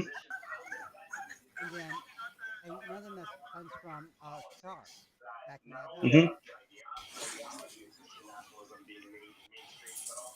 Says, So go ahead, everyone who's looking at the Fear Court building, from what I can getting, are they turning to stone or just freezing in place? just basically standing there. Okay, it's like they're hypnotized. You don't know until you find out. That's what I'm what I'm getting at Yeah. because you're just telling me that they're just standing there. Oh, okay. So they were my friends before. Is it also just like normal people too that's just standing there, Mhm. or just Gray members? Mhm. Okay. Well then, Eldritch is going to push the fear of sunlight to the very. Gosh darn it. Okay, this is a very like important moment, so I'm going to describe this entirely, if you don't mind, Doc. Go right ahead. Eldritch is going to push the fear of sunlight to the very back of his mind, and the entire drowsiness he's normally supposed to feel. He is just pushing that way, way back, in the point to the point of where, well, I'm just going to just wink, wink, nudge, nudge. He spends a point of vitae, and he keeps himself awake. Okay. As he does that, he is slowly walking through his house, all the way up, all the way So, up his basement stairs. just really quick, Eldritch, you also know that Jade has a radio if you need to contact her. Just saying, Okay. really quick. And now Okay. shut up. Thank you. Enjoy. Okay. He's going to end up walking up his stairs slowly, um, even though every single last inch of him is telling him no. He's pushing that all into the very back of his brain until it's just a little whisper in his back, when only thing telling him is that he needs to save the others, his friends, the people he considered his true family and clan. The only people that they might threaten him constantly, but they're still the only people that truly accept him. So as he walks up his stairs and goes to his front door, he is very slowly opening the door, Hang on a and second. then he will. Okay. Before you go outside that door, Yes. okay, you see people outside, not moving. They have phones up in the air, okay, and just standing there, not doing nothing, Okay. okay, and So I. the, So they're not moving, right? they're not moving. None of them are they're just standing there, just standing there. Okay, Okay. you got people outside the cars. The car engines are running, and they're fine. And they're Mhm. just standing there, taking with their phones up there, just standing there. I am. Gosh darn it! I was. From what I can tell, it's a visual. From what I can tell so far, it's visual. And if you have a phone on you, so I'm gonna toss my phones to the side, Mm-hmm. and I'm going to put a headband around the front of my eyes, several of them, like those blackout curtains and all that, so I don't end up doing any of this. Yes, like all 50 of his phones just like fall out of his pocket. Mm-hmm. As he does this, he is as he finally puts the last point on, so he won't be able to see properly, and he will use another point of vitae to enhance his hearing, so he basically has echolocation instead.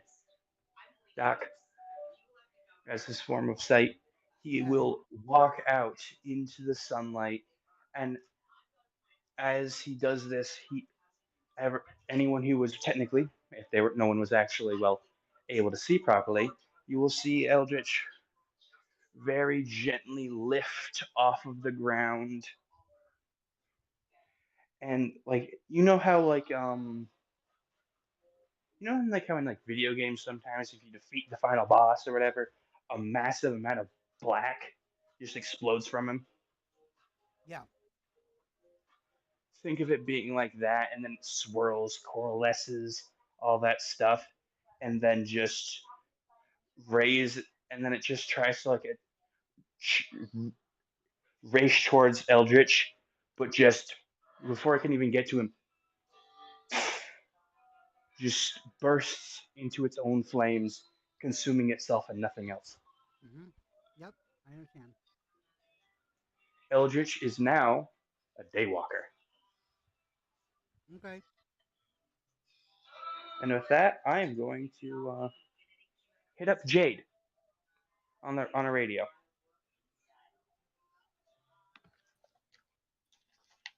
Jade, who is this over? Eldritch over. You're awake? And not burning, my good friend. My madam. Over. You're telling me you just walked the fuck outside? Over. Fuck. Okay, you know what? Fuck saying over. That's gonna get annoying. Where where are you, might I ask? I'm currently in an auto car heading towards Central Park. Why? Suddenly in your side seat, Eldritch appears.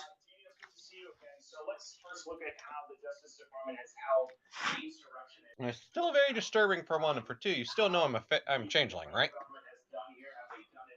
I think we can ignore our natural hatreds for it, our natural instincts towards each other for now, can't we? I always did. Plus, plus you're not that appetizing towards me. For me, Fuck. I Well, never fuck really you liked too. changeling blood. What? Changeling blood doesn't really taste that well for me. Oh yeah, Oh wait, darn it! I was about to be like, if you could actually see Eldritch, you would actually notice how he would actually have a slight tan now. Well, I'm not in the game, so yeah. I'm just checking in on you because I heard someone got burnt. I said there was a potential. No. But yes. So what do you make of all this? An aggressive way that is in somewhat contrast to how about the effort to overturn the election. Eldritch, what do you make of all this? Donald Trump and I others. Well, assume I naturally assume Doc broke something again. I assume fear caused something, and I will be back. Okay.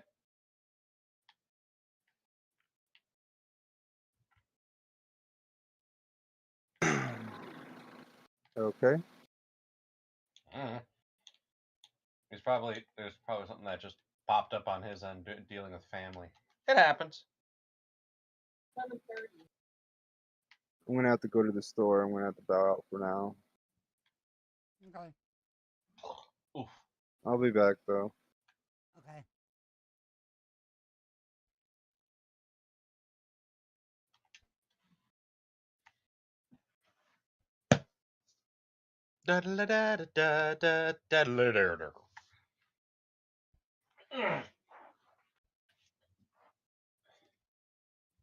So, Doc, how are you doing? Well, take a break too. Take a break too if you guys want to. God, this game is really interesting. Huh? This game is really interesting. I'm trying to figure out a way around this fucking effect. Oh, I've already figured out a way around it. Just don't go outside. No. Nuke the fucking building. The problem is you guys won't just warp my satellite back in orbit. I have the computer to use it. I could portal it back into space. Yes, but then somebody is probably going to bitch something one way or another about the Geneva Convention and space weapons are a war crime. Bah.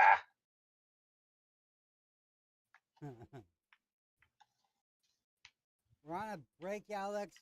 Welcome. Yeah, bitch.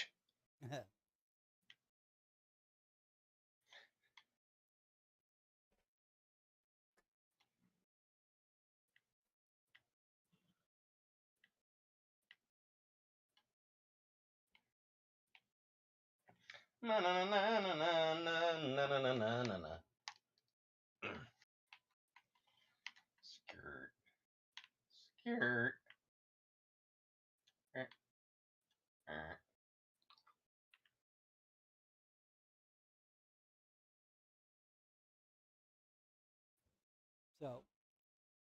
So far, you guys like it? Yeah. I just hope Jay doesn't fucking die.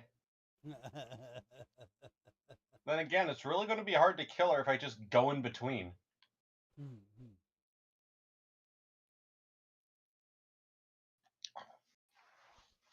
And you and your mind fucks.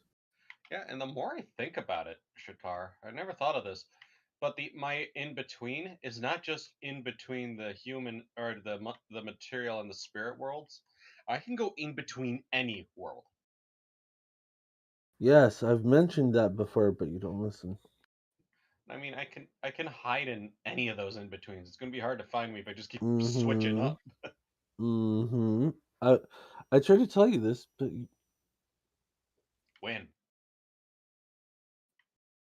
When? When you first actually got it, when you started to use the in between, I told you could probably go between the various different planes, not just the mortal and that one. Okay. But What I thought you meant was you could probably go in between, like you could like travel in between various different worlds. I'm like, yeah, that's why I did it. That's what I thought you meant there. No. Yeah, wording. It's all wording. Mm. Because if you hide behind, okay, say you decide to hide between this and the realm of the dead. Oh, look, you're over there. But as you're hiding over there, you decide to go, oh, I'm going to slide to be closer to Arcadia now. And you're now between the hedge and the material plane. They're not going to know where to look for you. Because if you switch betweens, it's a bitch and a half. Basically, all I really got to do is do an attack and switch, and I'm pretty much a sniper at that point. I don't have to do jack shit. I just have to keep attacking and flipping using magic. That's it. Good luck. And I just have a very bizarre note. I know Grim isn't here. Why did he choose the battle droids from Star Wars? Is it just because of their simple design? I don't know. No, it represents the droid army we have, remember? Yes, I know, but I remember him saying that he wanted it to look like that. I don't know. Are you guys still playing? No. Yeah. Yeah, we're on a We're still break. playing. We're on break right now. Yeah, you're on a break. Yeah, you can play if you want to. Can you include my character in it? Yes, Because last I remember, I was in the middle of Sirius's session. You you are passed not. out. You're fine. Hold on. Let me explain something. Red. If you pass out somewhere during the middle of somebody else's campaign, you're gonna wake up next day at home and all good to go for somebody else's game. As Yes. if it was just a dream. As Pretty if it much. was. No, you experienced it. You just don't. You just. Mm. Yeah, but it would still be difficult for him to tell between reality and a dream at that point because, dude, Yeah. that stuff was fucked. Anyways, Mm-hmm. welcome back, Zach. One back, Zach. Hmm. Yeah. Hey. Red. Your character, okay, basically starts. You can go ahead and play with any storyteller, any time. Okay, you are not locked to one storyteller. I know. I was just asking. Couldn't. So you're fine. So you can be in this event if you want to. Well, I mean, considering the fact that the entire facility just disintegrated on itself, I don't think Red would want to be in that sinkhole. So yeah, he's fine. He went home. So it is your choice if you're going to play or not. So I will leave that up to you, my buddy.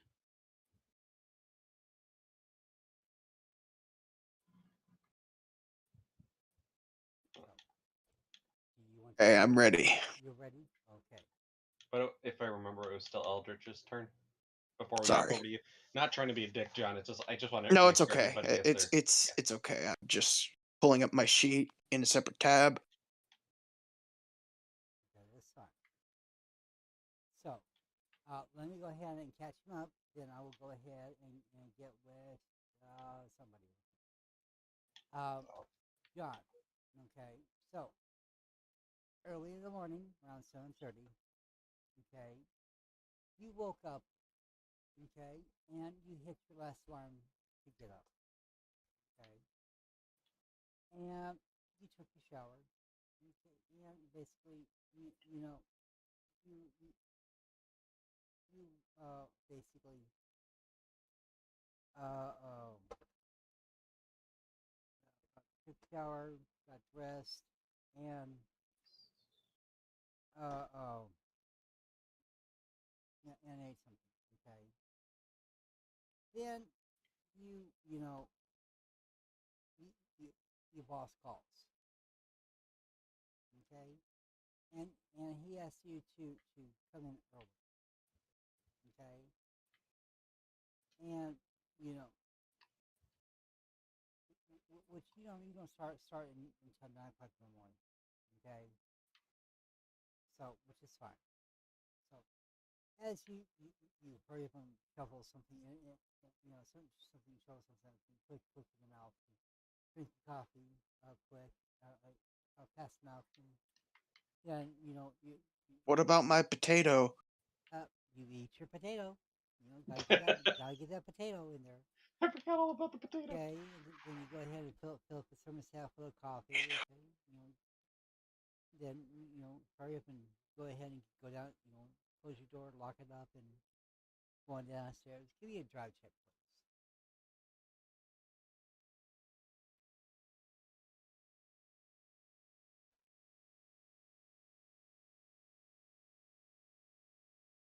Oh, a drive check? I spaced out. Yes, a drive check, please. Drive check. That is 2 dots plus dexterity. Yes. So,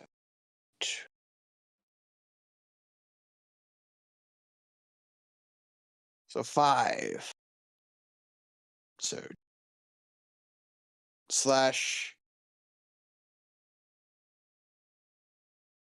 M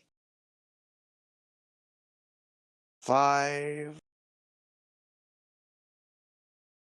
failure. Oh, okay.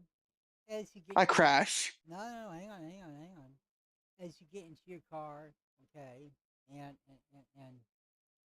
you go ahead and put your key in, and you turn it over, and you hear click, click, click, click, click, click, click, click, click, click, click. Like the No, no, no, Woo! no. You just hear But click, click, click, the- click, click, click, click. Like, oh crap! You're thinking to yourself, oh man, that could be the battery. And then you turn it off again. Okay? Give me another dry check, please. Hold on, guys. Hold on, guys. I have to be right back. What? What?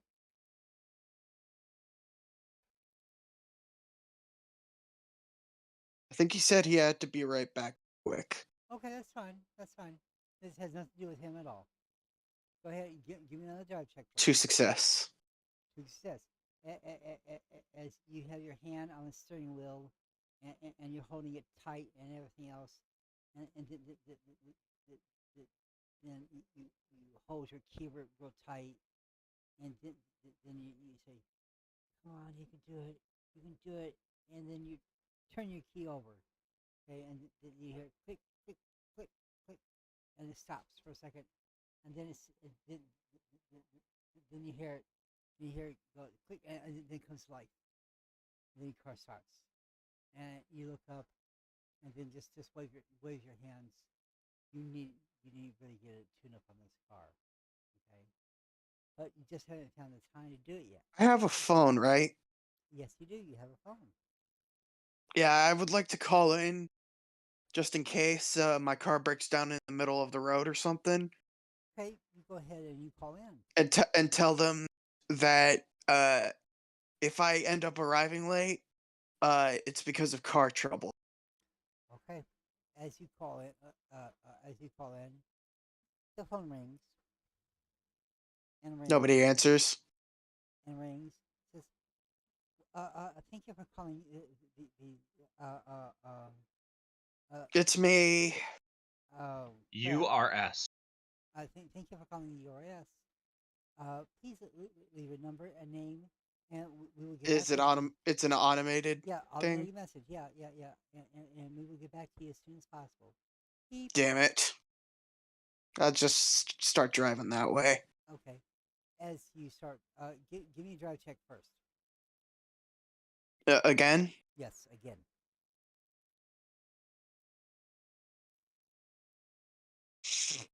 One success. One success. Okay. As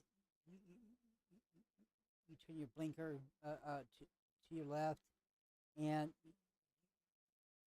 you look over your left shoulder, and you start to turn out, and then you start, you look forward, and you turn. You barely got hit by another car, and you had to put on your brake real fast. Okay, and you just look up and just shake your hands. Why? why, and just don't understand. So as you peel out, as you start pulling out again, and you start going along the road, okay, and as you come to this light, and you're sitting there for quite a while, but you only see like one or two cars go by, but you know this is a weekday. Okay, actually, it's a Sunday morning, and you do know. Okay, you come in on Sunday mornings. Okay, to catch up. Okay, but Sunday mornings in Umbra are really busy sometimes. Really busy because people get go to church and go to ice cream parlors and stuff like that. But on the roads, they're really busy. It's weird how to do this. So So it's the opposite, that it's pretty clear. yeah, it's really clear. You don't understand why though. Okay, but as you go past, okay, and you see you start heading downtown, okay, you come across this little uh uh uh um uh little hook going downtown and stuff like that. You come across this little hook, okay, and it's like around almost 8 o'clock, okay, and off in the distance you see Sharp Tech and then Fear Corp. And Fear Corp looks kind of strange, okay. It has like little explosions coming off the sides. Okay, it's lower half explosions, middle half explosions, top explosion, and at the very top it has explosions. And the rings are exploding out. Like Then actual explosions, I see, well, coming from that building. well, what you think are explosions? Yeah, that look like explosions, but the building isn't falling down. But they look like explosions. And then at this very tippy top is you see one explosion, and then what looks like sound waves, but they emanate outward, but you don't hear any sound. And then two more pop up, and then you see two more rings emanate outward. Again, no sound, which is weird. You don't know what's going on. So you do the responsible thing. You pull over, and then you start to get out of your car and you take your phone and you start to record. And this is fascinating. This is interesting to you. You don't know why, but it is. So you watch this. You start. Is everyone around me doing the same thing? Give me a perception check. So wits plus. I'm trying to see what else is for a perception check. Wits plus composure. I think is that. You're correct. So 6 slash 6 7 6. One success. As you look down the road and you see about 3 cars, and you see the same 3 cars, and they're doing exactly the same thing you're doing. The exact same thing. They're looking at Fuel Corp building, which is, I mean, it's some further distance down, but they're pointing their camera at Fuel Corp. And it's like, okay, nothing new about that. Okay, well, I mean, anything happened from Fuel Corp is new, but then again, pointing a camera is nothing new. Pointing Fuel Corp is something new. So when anything happens to Fuel Corp, it's newsworthy. So, I mean, yeah. So you're holding camera up there, and you see these explosions, okay, and stuff like that, and Am I like compelled to do this? well, Or is that something you're making me do? Which is essentially the thing, so yeah. it you feel like you have to do this, yeah, in a way, yes, and somewhat, yeah, and it's a feeling, okay. Can I try and go back to my car realizing that I might be late for work? Give me a chance dice. Chance dice. Yep. Slash chance. Yep. And then just roll. Yep. One success. You which is a 10. You look at your watch, and you realize that you will be late for your work. Okay, and so you put your phone, turn the camera off, and you put your phone in your back pocket, and you get in your car and you start to drive away. Okay, so you start heading downtown. Okay, and then give me another perception check, please. So 6 again. Yes.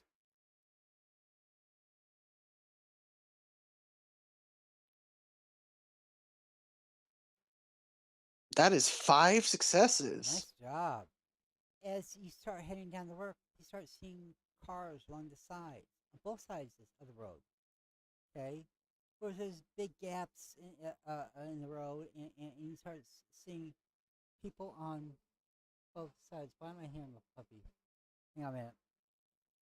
Georgia, honey. Are you okay? Yes, I'm gonna hurt.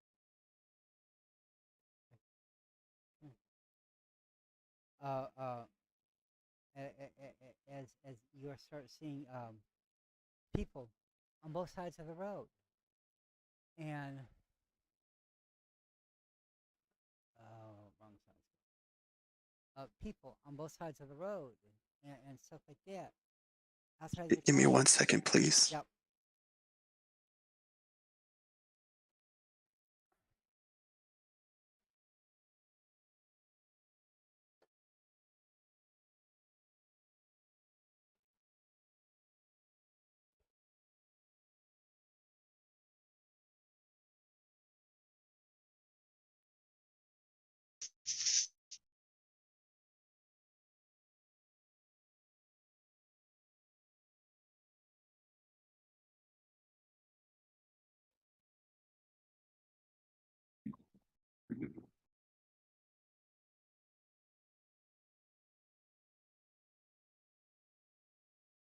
Alright,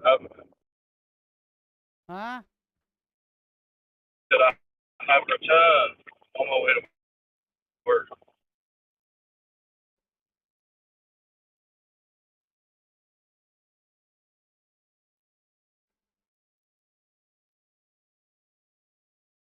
Sorry about that. That was my grandmother. You're okay. You're good.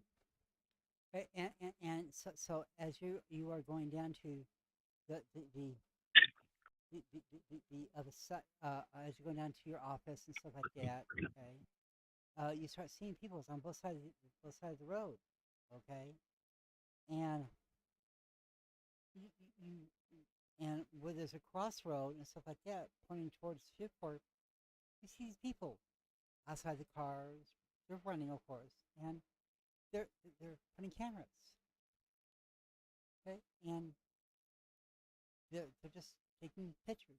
They have the cameras facing Shipport, and they're standing there, just standing there. So as you are, you know, facing, as you start heading towards your work and everything else, and you start walking up to the walking up to your office and stuff like that, and you know you start. Go ahead.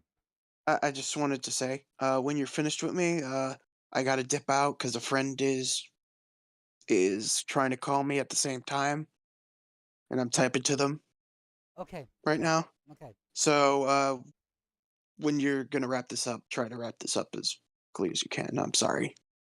Okay. Well, no, I'm gonna leave you in the parking lot then. Okay. There you go, buddy. Go ahead. Thanks. You're I'll welcome. see you guys later. Have fun. Yep.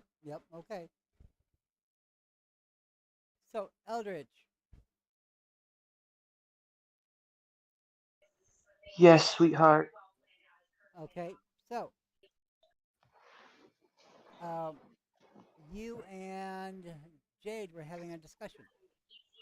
Yes. Please continue.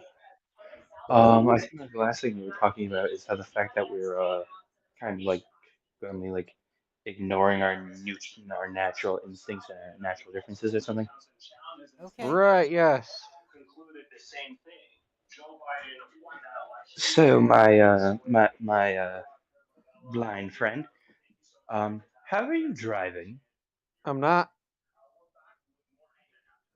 Is Buckle driving? Yes. How is he not affected? No, no, Buckle's Buckle. We're fine. Okay. Buckle's his own thing. Either way, so exactly what is the plan? I don't really know. To be quite honest, I have not. I was told that Shatar was checking up on things, but I've never gotten any word back from him or about what was going on. I would choose to look throughout the shadows and whatnot, but that's when you instantly hear Eldritch's stomach growl. I look at him. Are you actually hungry for normal food? I guess so. Yes. Mm, All Give. I must all I will state is this is if you give me anything, I would desire a toilet within the next 10 minutes.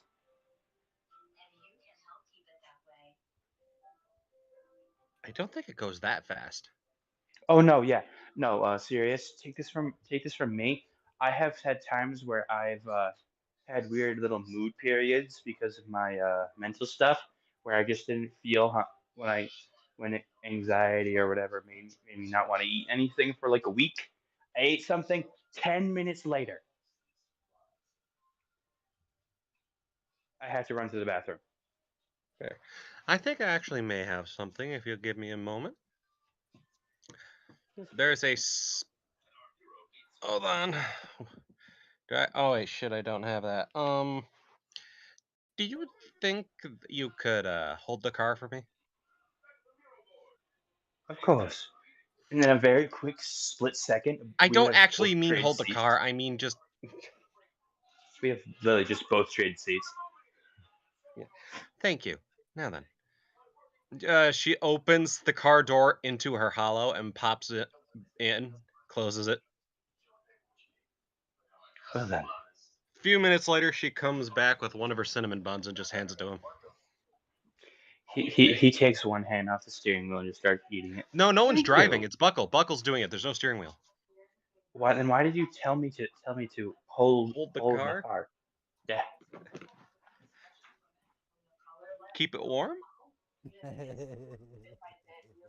Well, I actually, when you actually tell if I remember correctly, for you, cold things are warm and warm things are cold, right? Correct. He puts his hand on your I don't know, on your shoulder or whatever, and it feels cold. Huh. Wait. Wait a minute. This is gonna really freak me out. Just have a cinnamon bun, damn it. He just starts eating it. Remember, these cinnamon buns have been a perfected recipe. Well, they're not perfect. She's gonna keep trying to improve them at 12 Okay, successes. Just I'm just remember gonna this. state this is that you will hear slight gagging as he's eating it. Remember, he hasn't eaten anything else other than blood for like the last 200 and something years. It can't be that bad, can it? This is the first thing other than blood I have tasted in a long time. It kind of takes a bit to get taste buds used to its other food again. Right. Would it be a bad time to tell you that one of the things I put in there is goblin fruit?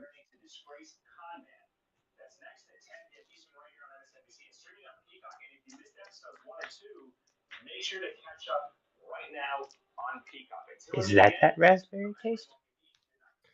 No. No, that's actually a raspberry.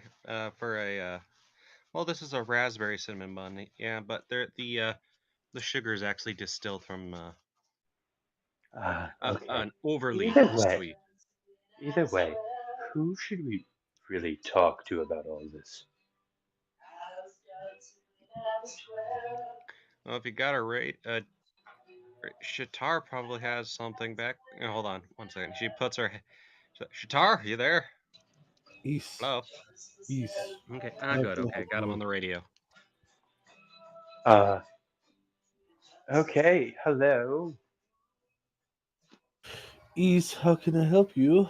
I'm going around doing stuff, trying not to get Wait. snatched up Quick by question. If I remember correctly, Shatar is the person Eldritch is working I'm with, back. right? What? The That's the mage. vampire, right? Oh, No, No, his mage. he's a mage. okay. No, I forgot what the vampire's name was. Whatever. Lexius. Lexius. Hello. Hello, Mr. Shatar. Hello, Quick Eldritch. question. I'll This is call out of Uncle character. Eldritch. This is out of character. Did you name that after the Nino Cooney villain? Who? Your character. There's literally a villain in that movie. That's a mage known as Shatar. No, I didn't. I didn't even know that. Either way. Welcome back, Grim. Did you just call me Uncle Eldritch? Yes. I have never met you before in my life, except for that weird conscious dream thing we all had. Realize he is technically. You're technically his great uncle. What the absolute fuck? Victor's my dad. Okay, well, you're his. No, Victor's his father, adoptive, and the best way to. And I'm technically his stepmother. But the best way to describe what you are his grand uncle in law. Whatever. Because Welcome to the family. I have enough kids anyway. So, So, how can I help you? did you know anything that's going on, please? Yes. The Fear Corp Tower is sending out a form of some god knows what energy. I'm guessing an aura. It's not magic, from what I can see. It's science based. I'm guessing. Then My own assumption is I'm going to pull a very stupid thing if I freeze our dearest blind changeling here. Will hopefully take me back into the car and snap me out of it. let me rephrase it. I've tried snapping people out of it already. No successes. I tried breaking the phone. No successes. And it almost affected me, and I can't see it. Jade, did you try mind hopping? Were you asking me to literally go into the dream state where it could be affected the most? Hey, you never know what's possible. Question: could it be sight based? No, it isn't No. because I was bless you. It still affected me I am blind, and it's still. So I've had this blindfold on this entire time for nothing. Yes. Actually, it is sight based to a certain I'm degree. back, Doc. If you wanna. Yeah, let Grim go now. Let Grim go. Yeah. Yeah. Doc. Where the fuck is Doc now? Put him to sleep. I didn't think I was that bad. I knew I was bad at RP, but I didn't think I was that bad. You're not that bad at RP. Bastards put the poor old man to sleep. It's also like 10 o'clock where I am. And earlier, when I heard that fucking whoever was fucking vaping, I was like, "Is somebody on fucking oxygen?" And I was like, and then when you said he was vaping, we figured all that out. I was like, I was about to say, fucking Doc's old. I know he's not that fucking old though. Yeah, Doc is, if I remember correctly, 54. Yeah. If you want old, my father is actually almost 70 years old, and here he is running out into the water, catching fucking marlins with his just a fishing pole, and he's fine. Wait, what? Yeah, you know what a marlin is, right? No, I'm talking about how your dad's 70. Yeah, my dad's 70. Technically, How old he's are 69. you? I'm 28. Wow. I'm a late baby. Daddy was having some fun. Yes, he did, but the person he ended up with was a complete and total cunt. But I digress. It happens. You can tell I don't like my mother. Hey, it's I better to mean, have one parent than okay. I always state this: better to have one parent that loves you and you love them than have none. Oh, speaking of which, Eldritch, did you know one of the favorite times where of are year? you guys right now? Where am I? Yeah, where are you? No, not in real, like in game. Where are you? Which Oh, I'm house? Two out. of us in our car somewhere. Two of us are in. Jade and Eldritch are in the car being driven around by Buckle. we're I'm both roaming around with a squad of your droids, kind of kidnapping people off the street. Did anybody check if the gray area was affected by any of this? Yes, and it was. Yes, it is. That was the first thing I did, and I took a total head count, and there's nearly 400 people in the gray that were affected.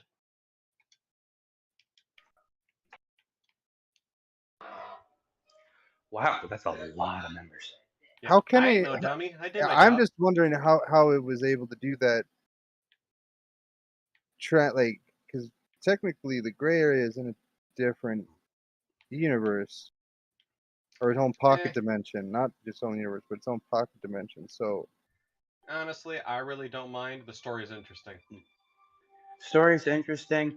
We honestly do not. I have to poke holes in it because it's. We'll figure it out when we figure it out. For all we know, they could have an artifact from the beginning of the universe. That is valid. If that's the case, fuck. Yeah. If they do, that's actually very, very bad for us. Doc has been known to poke around with artifacts. No, I Well, know what all this is leading up to, so I'm not gonna ruin anything. I'm going to assume this is us finally taking down Fear Corp.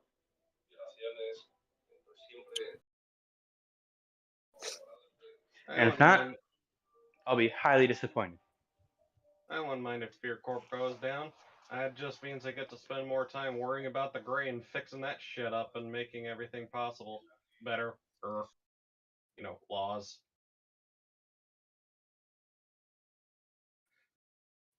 But I digress. Where So was people I? are just frozen in place right now.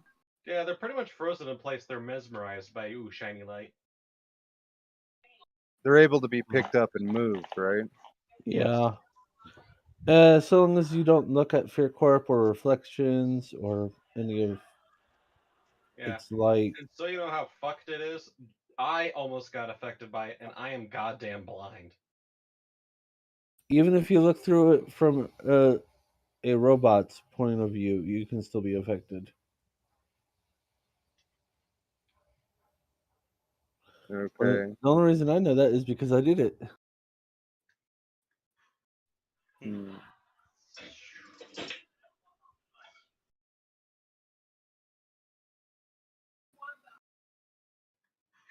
On what? My hot dog? Just chili and some cheese. Hot dog! A little Okay, bit. quick question. How many of you have heard of the great and mighty hot dog toaster? Huh? I have. We don't have ketchup. Hot dog I should have toasters are got great. ketchup. Hot dog toaster, best thing. Um.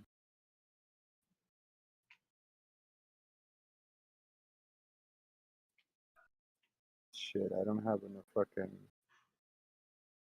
Wait, and technically, if it's a hot dog toaster, couldn't we call that a hoster? No. Oh. Do not disgrace the mighty name of our Lord and Savior, hot dog toaster. The hoster.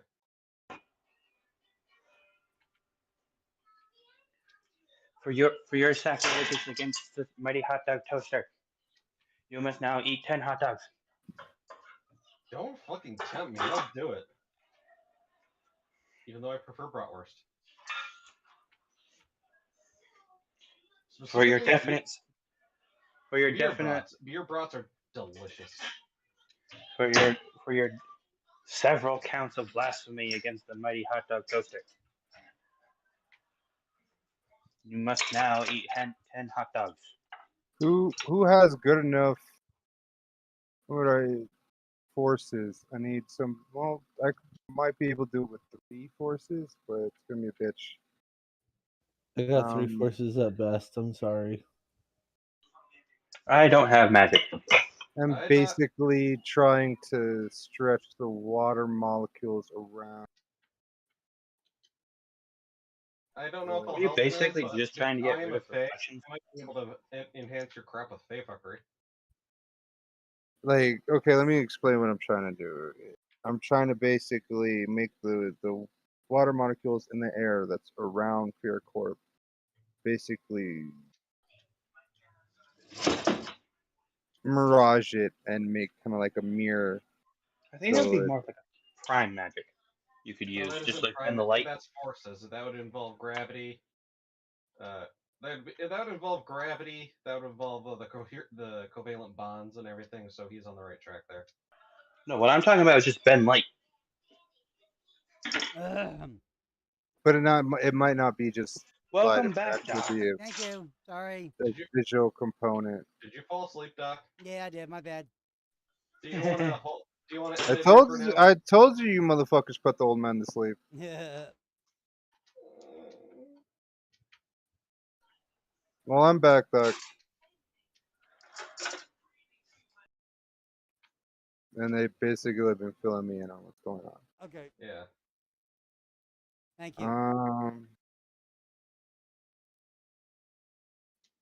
First order of business, getting everybody to safety. So That's what Jade, Shatar, and Eldritch are working on. We're trying to get them into. I'm going to the central park. I am going to. How am I going to do this? Can't look at it. You guys told me I can't look at it, so. Yeah, that would be in a message that Jade sent all over the place, and basically saying, "Switch to radios. Do not use phones."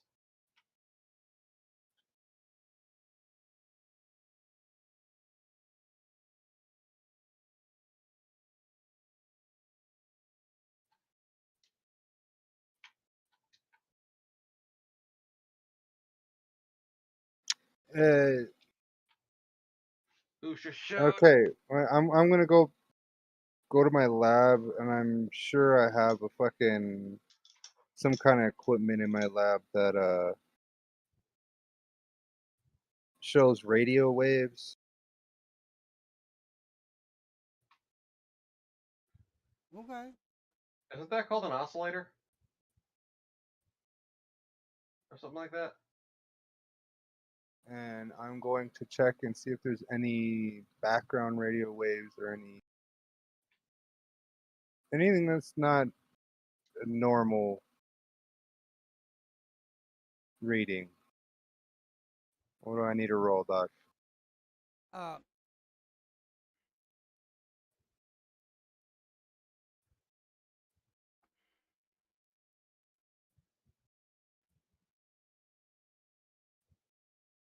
I'm gonna save the roll. You don't find anything. Nothing? Yeah. Okay, so it's not radio frequency.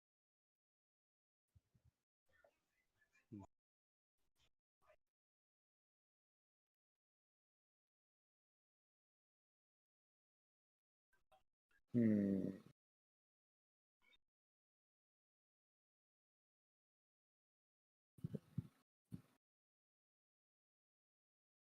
Well, either way, I'm going to basically close all the fucking windows in the well, on the fuck, what's it called? Building? No, the command deck of the Helicarrier. helicarrier. Mm-hmm. And I'm going to take it out, and I'm going to release the our armada of drones Okay. or droids. I mean, Sorry, not drones. And you know we have a lot.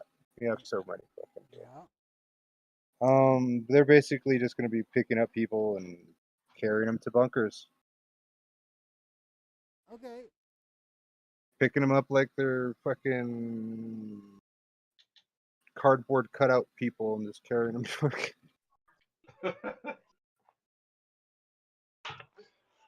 That's very degrading towards humanity. Congratulations. Okay. Now, let me get back to Rhinosaur here. Okay, Rhinosaur, I'm sorry. Please forgive me.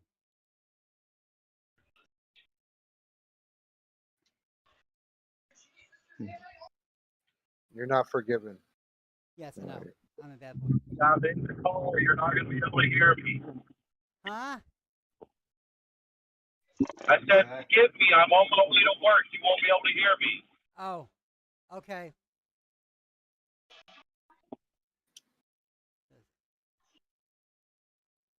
What time do you start, or what time do you get there?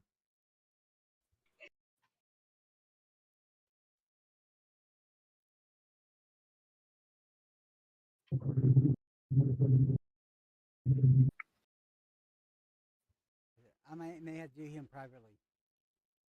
I'll be there in about an hour. Okay, I'm gonna have to do him privately. Hello? Yeah. I hear you, brother.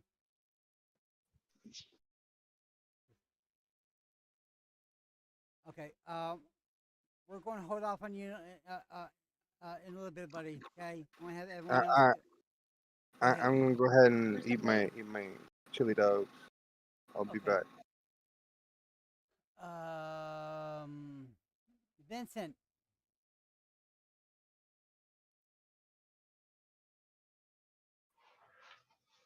Yes. Okay. Has you have you been caught up yet, buddy? I have not at all. I have no context. Huh? I have no context. You have no context. Okay. Um, you are okay. 7:30 this morning, Sunday morning. Okay. You wake up. You Okay. basically get up. Um, yeah. You hit your alarm button because well you can't. You take a shower and everything else. Okay. Take a shower. Just do my morning routine. Hang on a second, please.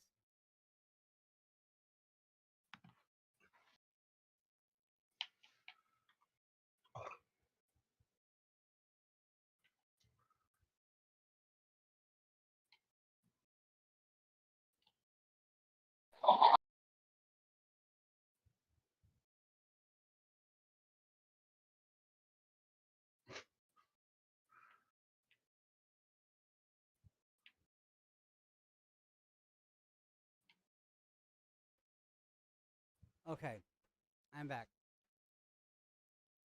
So, as you oh, what was it? Oh, okay. Take a shower and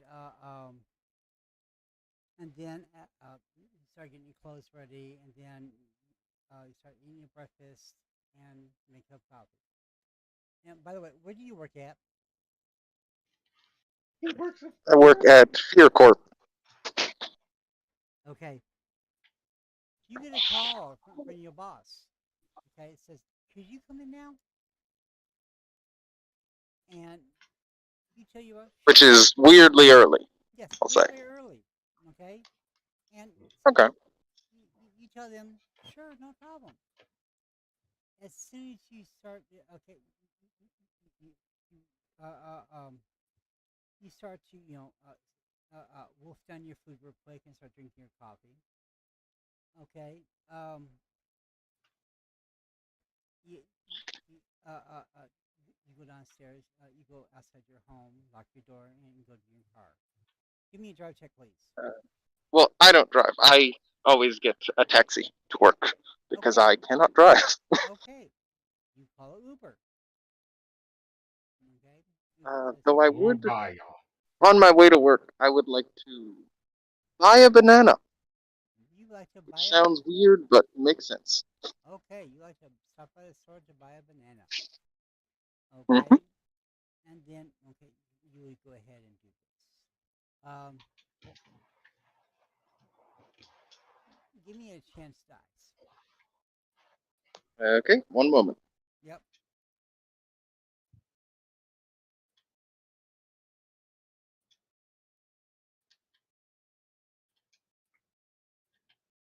Okay. Your Uber goes ahead and stops off and there's a store, a fruit market stand right along the road, and he pulls up. He says, "Yeah, yes, man. How can I help you?" And and, and, and how would you like to respond? I guess I will just pull out a pen and say, right, Pardon? bananas. Bananas? And he says, Yeah, just bananas. he was like, "Well, sure, man. I have lots of bananas. How many do you want, my friend?"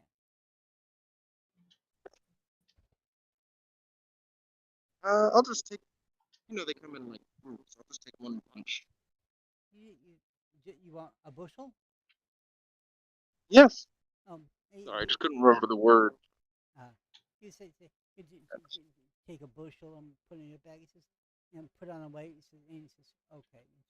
He says, that'd be 69 cents, my friend.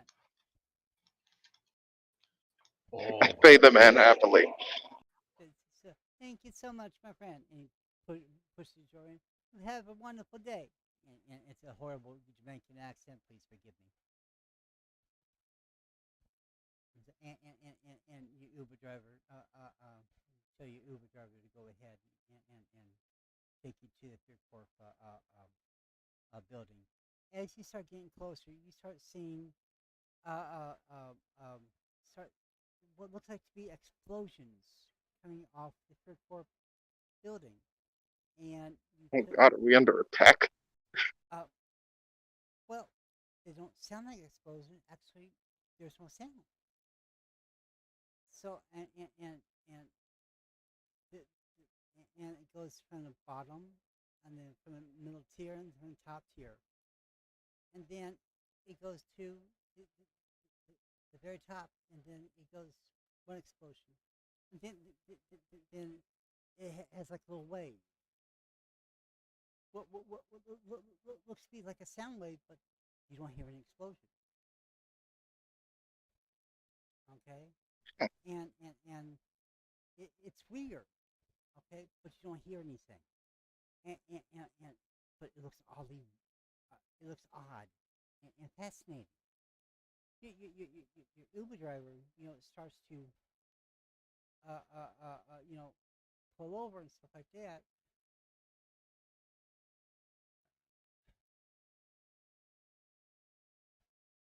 Mm, but he changes his mind. Uh, He realizes that he has fare. Okay, but he has to get you to there, and he can see it up close and better this way. Okay, and he thinks you thank him for doing this, and as he gets closer and closer, and this would be a perfect opportunity. And as you start getting closer, you start seeing the explosions get bigger and bigger and bigger, and they start getting from all sides and everything else. And as your Uber driver get closer to the airport, you see a security guard up front. They got these glasses on their face, and say, bends down, says, yes, can I help you? Says, your Lyft driver says, I have a passenger here, and he looked back in the I'll back. like flash my ID. Sure, I'll drop him off right here, please. Sir, can you step out, please? Step out. Yeah, go ahead and step out. Uh, go ahead and hop onto the trolley, and the trolley will take you the rest of the way. And he would tell your Uber driver to back out and go ahead and leave.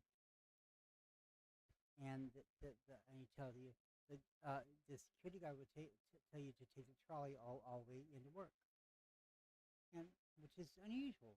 They have never done this before, so you don't think anything about it. Something new, something new you guess. You don't know why. So, and as your Uber driver, uh, starts to back out and pull around the corner, and then he gets out and takes his phone and tries to take a picture. He figuring he takes a picture for a very long time, so he just stops there and just starts filming, no apparent reason. Give me a perception check.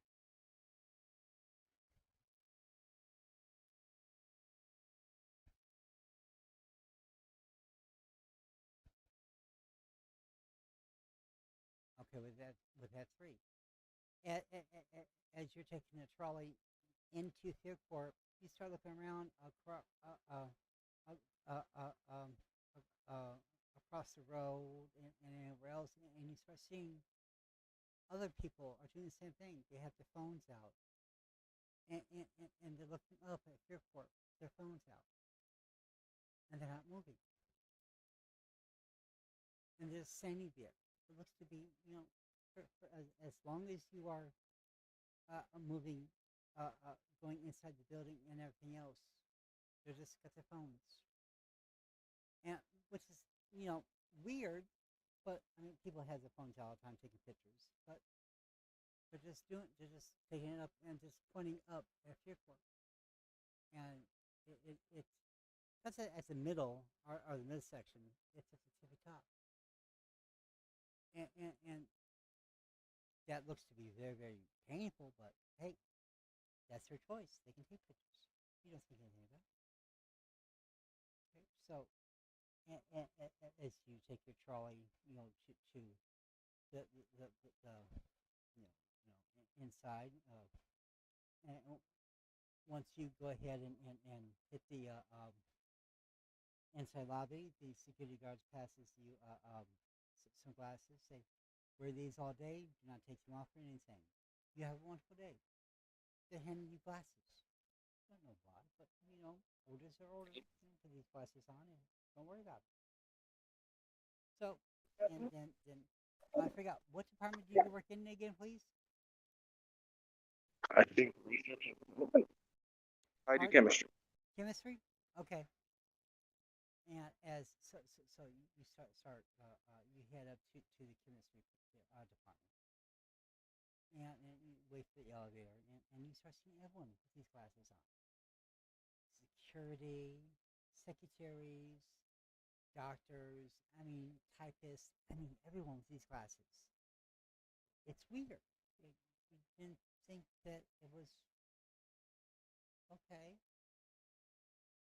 Something big is going down. Is there anything unusual about the glasses? Are they just shade? Try again.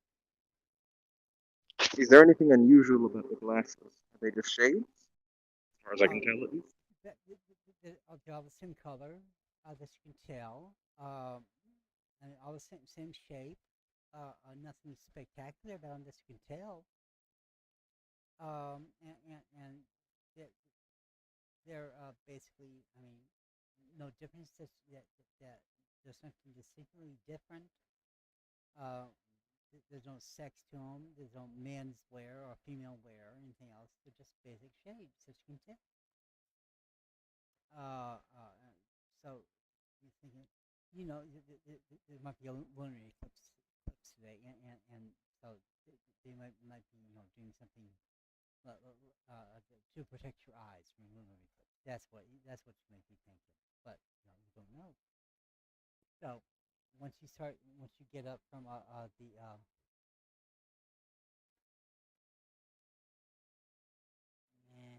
The fourth floor? I think. hang on a minute.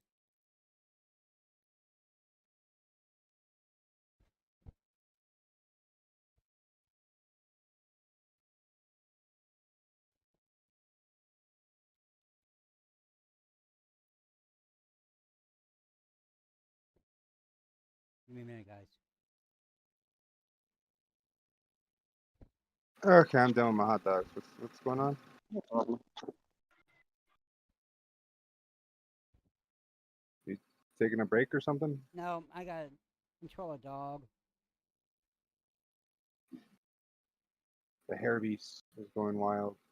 Yeah, the hair beast is going wild. Wait, what's going on? Renegade Mop. Oh, Sorry, no, he has a dog that's going woo. My girl gave 3 dogs a bath today. Okay. So the the yes. So as you go upstairs to the to uh to your office and stuff like that. Um,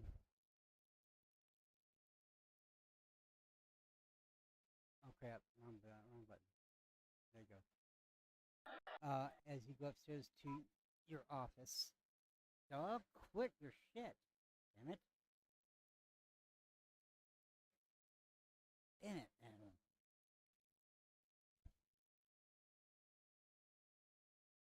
Okay, Dog goes. as you go upstairs to your office for the third time, you start to settle into your normal routine, making different types of precautions and stuff like that. And give me a perception check, please.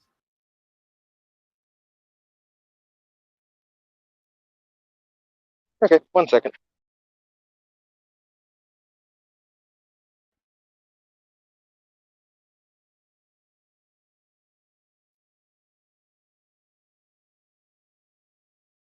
Okay.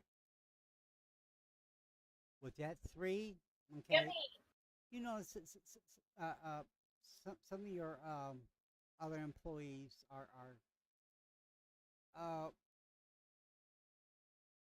they're being actually put it this way. Some of the higher ups are being a little bit tight-lipped, more than normal.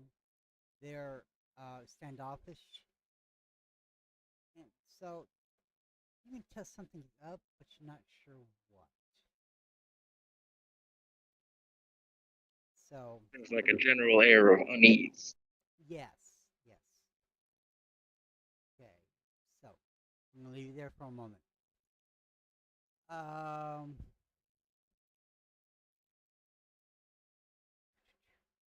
Jade,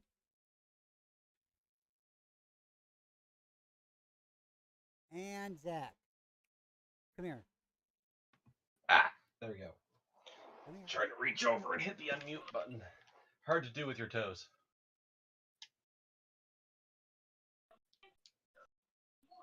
You have summoned me. Yes, both of you. You are in a Mhm. vehicle. Okay, so what are you two silly boys trying to do at this point in time? Oh boy. Jade was trying to do what Grim has now done. Jade was going to the park to start rounding people up. Okay. Now, what would you two like to do from that point on?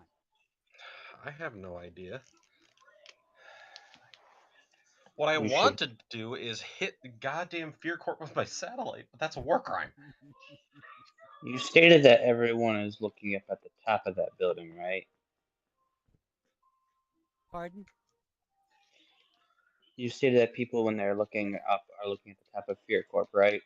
Uh, people who are close to it are looking up at the top point. Yes. Hmm. How long until we get mostly everything evacuated? Um, it's going to take you some time. So I could still, if that's the case, then I could still probably Like, assist. Speed up the remember, there's process. like legions of fucking Yes, droids just yes, fucking yes. I do know that. marching down the street. Yes, I do know that. I don't have any idea what to do, so I'm gonna go Yeah. up on someone else's plan.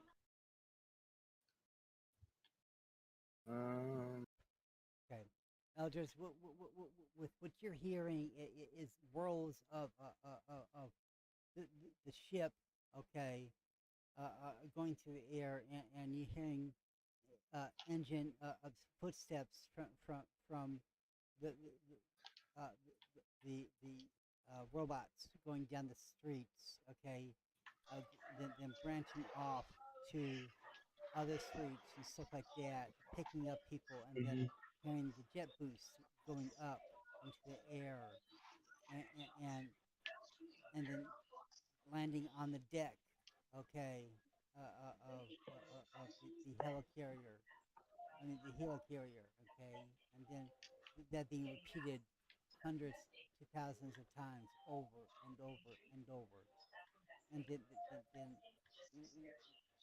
when that's not working, okay, then other places, okay, are being done. The jets are going to further away, okay, off to the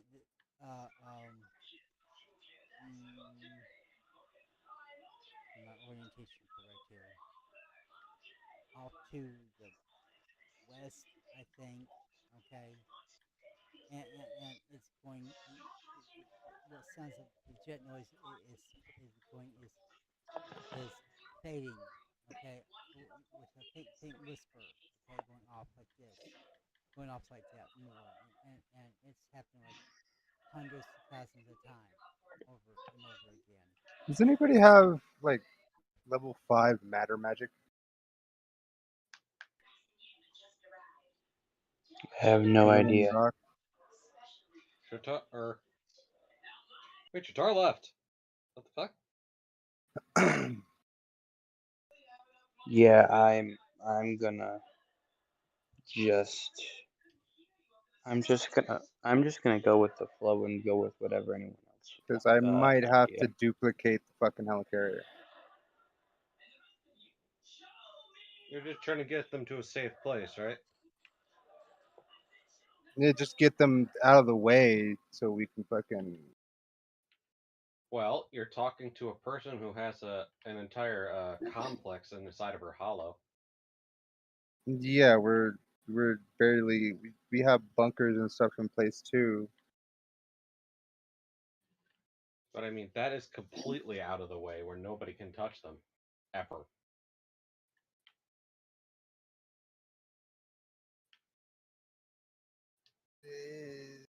The way that this is working, it's even working with people inside the fucking gray area. So that's weird. It's how it's crossing fucking the whole fucking dimension and affecting our people inside the bubble. So that's making me wonder if it is this shit viral? Is it a virus? I'm gonna get one of the alpha droids to take blood samples from some of the survivors that are being brought onto the deck, and I'm gonna check, see if there's any kind of. Alright, well. Okay. I'm going about this scientifically and trying to fucking figure out I know. what, how could it have spread into the gray area? Like, Well, you how know could what? it? Fuck it. I'm gonna go take my own prerogative, and I am gonna start. I'm gonna have Eldritch assist me in pulling people into the hollow to increase the process. Even though there are legions upon legions of droids, more help So, sounds good. question: what's the Yes. biggest door that you can use? I can I can pretty much use everything up to the size of a basically a train tunnel blast door. So, whatever door you end up opening, or whatever, as long as it's big enough, I'll start throwing as many people out there. as possible. I hope you don't mean literally. Oh, you see, um, fine, not literally. You will see like several like blood red tendrils as a little bit of color drains from. Not actually. Wait, I have my reliquary, so it doesn't drain from Eldritch's face. Alright. You will see a few of them pull out of his shit out of his back, and then into like the darkness of our thing of the car and go. I'm just waiting on you. Doc, Yeah. Grim's basically just on the helicarrier trying to Science. figure out, yeah, just doing science stuff. Okay. I'm guessing you're not around, or I don't know. Doc is in his office.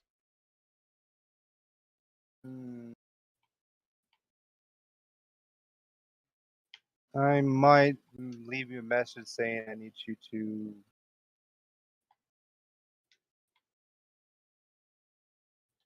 examine some samples and stuff that I'm sending over. Okay. And I'm just going to be taking samples, studying these people, maybe seeing if I could find one of our mind mages to see if there's anything actually fucking with these people. I'm just doing a whole bunch of experiments and stuff, trying Okay. to figure out what the fuck's happening. Okay. And he would tell you, he says, we're way ahead of you. We got blood samples also, and we haven't done a deep dive because we don't know if that's going to affect our people either. And like I said, we haven't found any virus or anything else inside them as of yet. But we're doing samples, so we're trying to break down some things, trying to see if it's going to be working or not.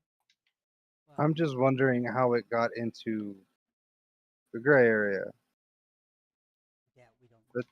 That's what the thing is. Like, if it was viral, I would understand. Viruses carry, but what I checked radio frequencies. Radio frequencies there's nothing there. I'm It could pretty be. sure you This might sound checked bizarre, with Grim, but it could your. be ocular. Because if it's ocular, all it has to do, the light just has to touch the eye, and it can just infect that way. Just a thought. Okay. Give me a second.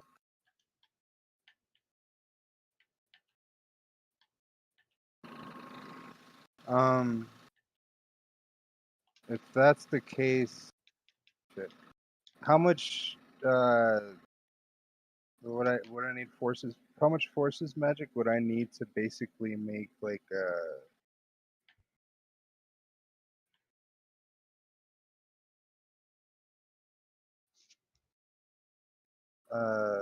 a refractive light barrier around Fear Corp headquarters? How much reflective light? You mean a mirror?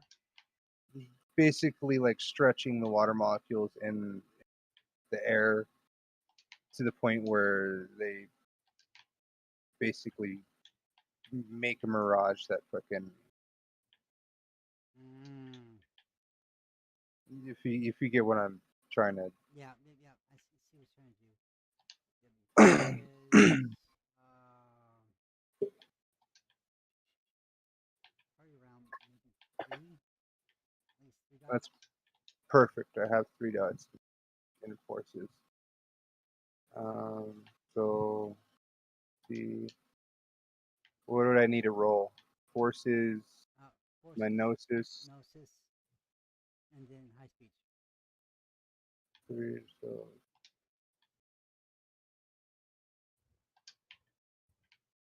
13.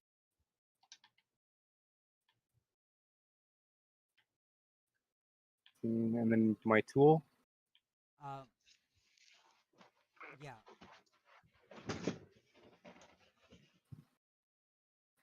So dash mm.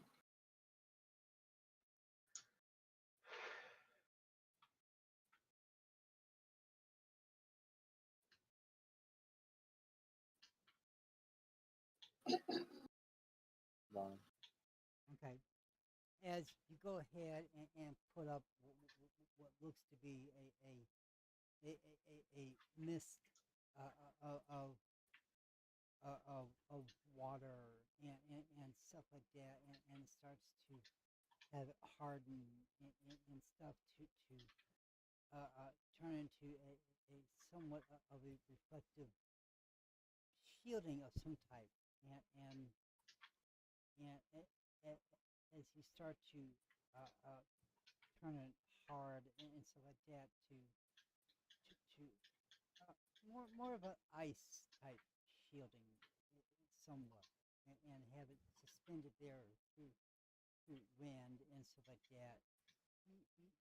You start see the on top of through this particular shielding of some type. You see on top of this the top of the spire go pulse, and then that ring would go bounce and hit that shielding and bounce back again. Okay, and it would go ahead and hit the tower and bounce down again. Okay, bounce through the tower, and then it would bounce twice. Okay, and it would go and hit the ice the ice shield and bounce and then bounce and hit the tower, and then go through the tower twice. Okay, and then go ahead and bounce one more time, and then pulse one more time, and that ring would go ahead and hit the somewhat what you call the ice shield, and then go ahead and hit and basically pulse and hit the ice shield, and go towards back towards the tower and go down, and goes down tower and bounces back out and stuff like that, and what looks to be working so far. And the source is the top of the fucking thing. So,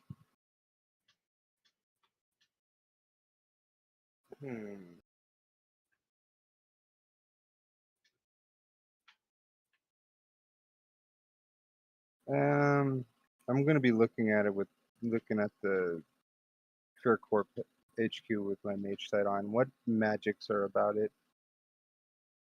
Well, you don't. That's it. Though. You don't see any magic in that pulse at all.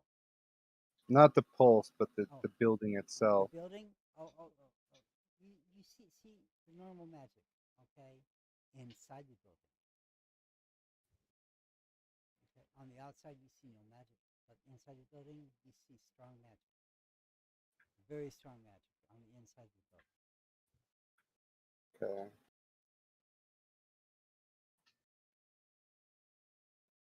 Mm,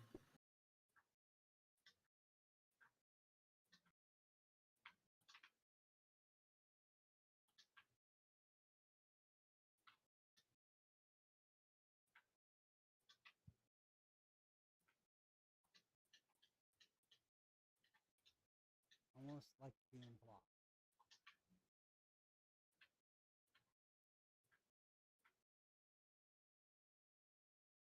anything in the around the surrounding area, like this whole block.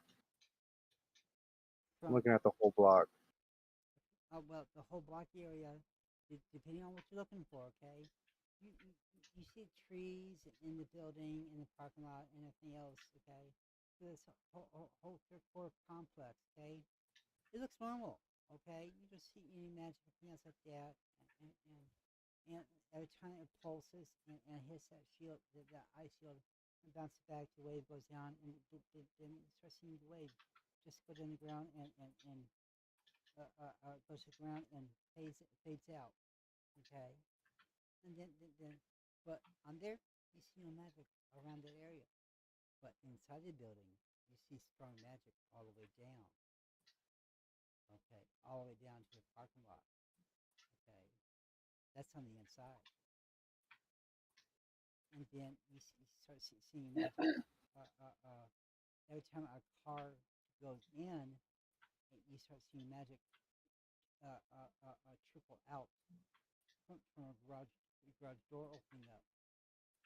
Then, as the garage door closes, that magic fades away. And and and as close as you made yourself, you know that power. You've seen that power before. It's on the same level as Doc. So you know that power. This ain't good.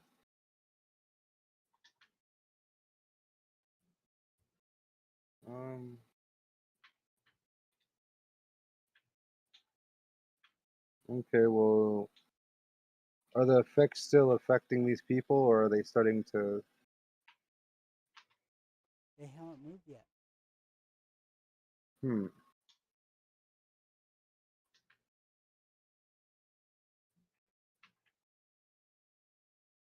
So there's no magic around building. Okay. Buckle, Yes. I need a quick fab of a containment facility. I'm going to go ahead and scan the device on the top of the building, roughly the dimensions of this.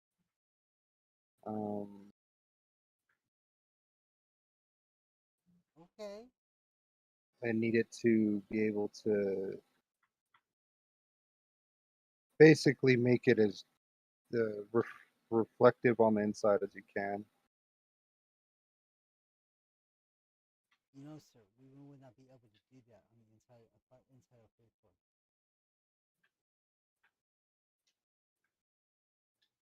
All of our scans. I was just gonna cut the fucking top off this son of a bitch and teleport it.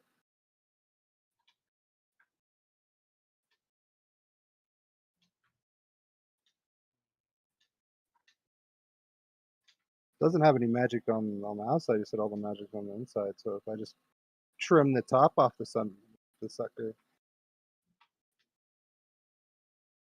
unless they actually physically come out to stop to confront me, there's nothing they can really do about it, right? Oh yeah, unless they actually physically come out and start, shooting at you and stuff like that. Yeah, that's great. Um, but will remind you, says, sir, this would be an act of war if you do this. They already, they're already. It's already war. Notify the UN that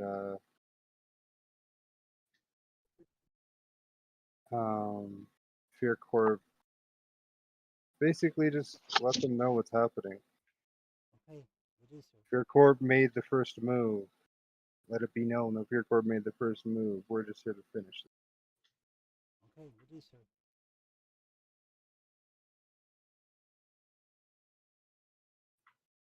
They might have my head for this. Okay, and what would you want, sir? As I said, just basically, I already made the technology to make a facility like this. Nanogel, if you don't remember. Oh, the nanogel? The nanogel room Yep. basically can turn into whatever the fuck I want it to turn into. So So normally it's just going to take you at least 2 hours to 3 for this particular thing.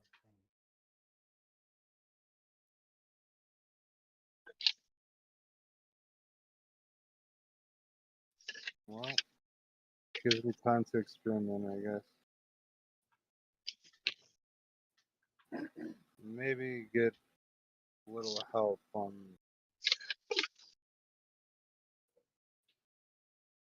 I'm not the best spellcaster, but yeah, I think I can make a fucking portal that size. Cut the sucker right where I want it. Suck it all up. To... What do you think, Doc? Oh, what are you going to jump at? Well, in the containment thing after I build the containment thing. Or after Buckle builds the containment thing. That's Just possible. let me know. I mean, if you're going to drop that containment field right on top of it. I want to know what the fuck this thing is. I want to study it so I can help these people. I'm not going to be able to fucking study it while it's there. If we destroy the building outright, we're not going to be able to study it. But if I just cut off, this one piece, I could study it and maybe help these people. You get where my fucking brain's taking me? Yeah, I get where your brain's taking you. So you want to take off that one piece so you can study it, then, right? Yeah. Okay. Well. Okay. Mm.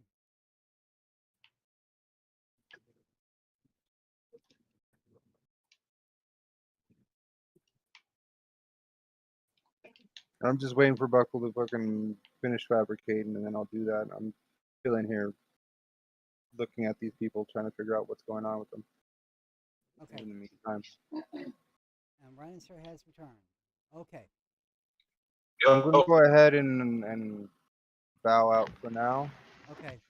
I'm pretty sure you're gonna run another one tomorrow. Sure. Oh, definitely. Yeah. I'm gonna run We another can one tomorrow. continue, because I know 2 hours in game is fucking a good while. So I'm not gonna expect to be able to do any of the stuff that I have planned right now. So Okay. How would that take a while if like you can fit 3 in-game days into one IRL day? And it kind of doesn't really make sense with the whole how Nanogel works, but it's a large project. Buckle's currently fucking also running all the droids too, so he's kind of strung a little thin. So I'm not gonna argue. Storyteller is fucking law, so I'm not gonna say anything. I'm gonna wait till tomorrow like a good boy. I'm gonna go ahead and hop off and play my other game. Okay. Good luck, guys. Thank you. You know you have access to all my shit. Yes, I do know. So it's all in my room. I know. I'm just letting them know because no one else fucking uses it. I do, you asshole. Use it more effective. Well, fuck you too. Well, hey, I don't want to what I wanted to do at one point was use the helicarrier and just drop it on the Fear Corp building and say that's that. But I knew you'd be upset. Yeah, I would be really fucking upset. I mean, it would destroy the building, right? Okay. So would fucking just pulling a fucking an asteroid from fucking space. Yeah. But I keep trying to tell these guys I have a fucking satellite with a laser on it, but no, Geneva Convention. Fucking use it. I've already fucking basically notified. With that, I notified the UN and everything that fucking we're going to war. These motherfuckers attack Well, the problem us and our is people. Because Tommy pulled it out of space and it's currently sitting in since a they warehouse in the gray. did this weird pulse thing, whatever weapon this is, it may not be harmful to it may not be harming people, but it still affected our people. So that's an act of war towards us. So We not the one that started it. They did. We're just notifying the UN. Then yeah, they started it. We're gonna fucking finish it. So whatever means, use whatever means.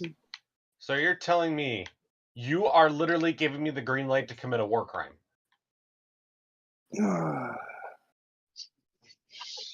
Spaceborne weapons are considered a war crime. Do it.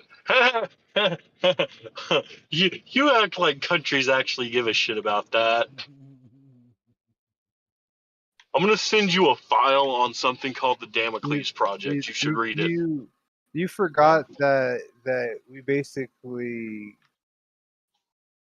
the government and the UN knows basically kind of what we're up to.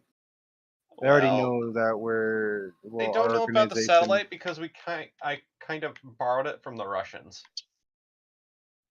That might be a problem. Yeah.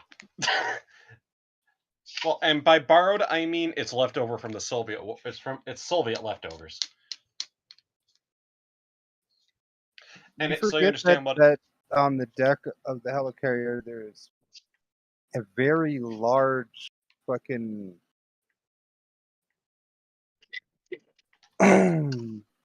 railgun. Yeah.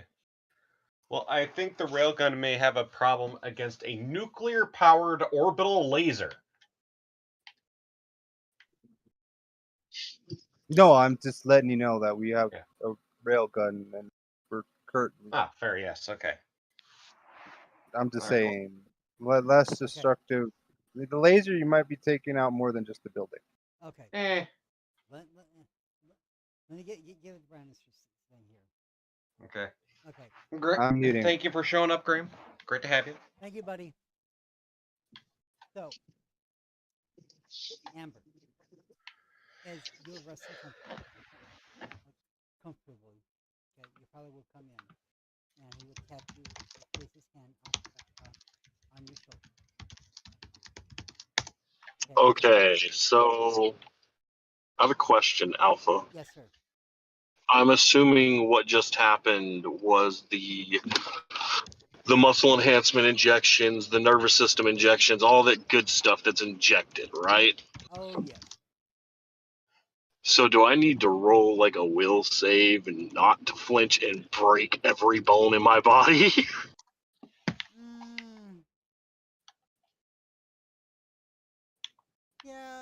Yeah, go ahead. Give me will save. See what happens. What is y'all's will save?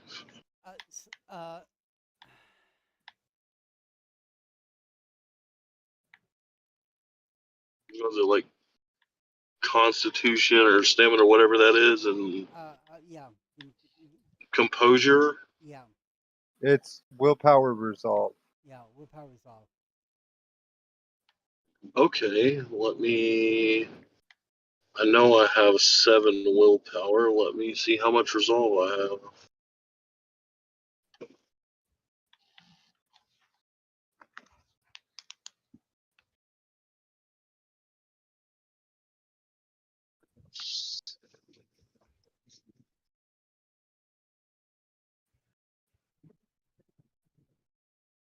Why are you being fuck you, Discord?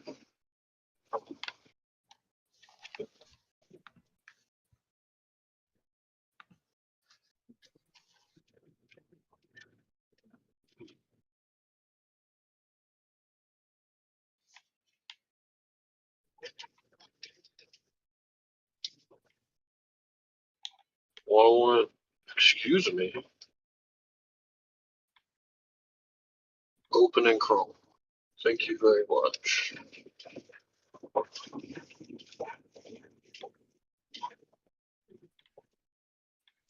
Oh, god damn it. Fuck off. Because it's the other one.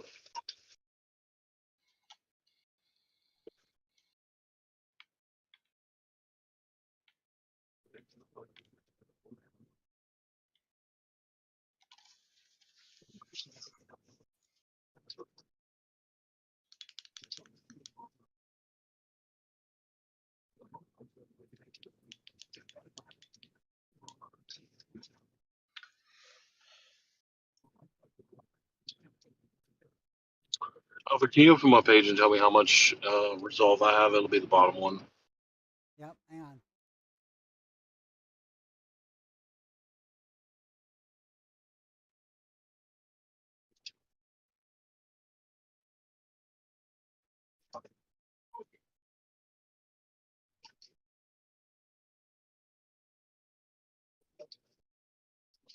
It's like 2.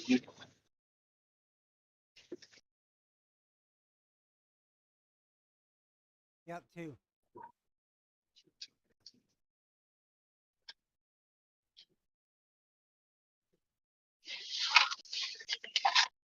Okay, 2 successes.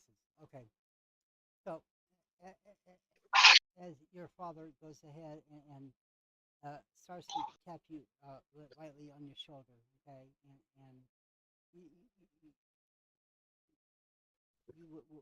will basically, start to, stir a little bit, and then he would go ahead and put his full hand on your shoulder. Okay, so you would feel the warmth of his hand, and then you would go ahead and open your eyes fully and realize where you are. And he said, Amber, wake up, and Oh, realize where you are. Okay, and he says, okay, honey, it's time for the next series. Okay, God, I feel like hammering shit. yeah, and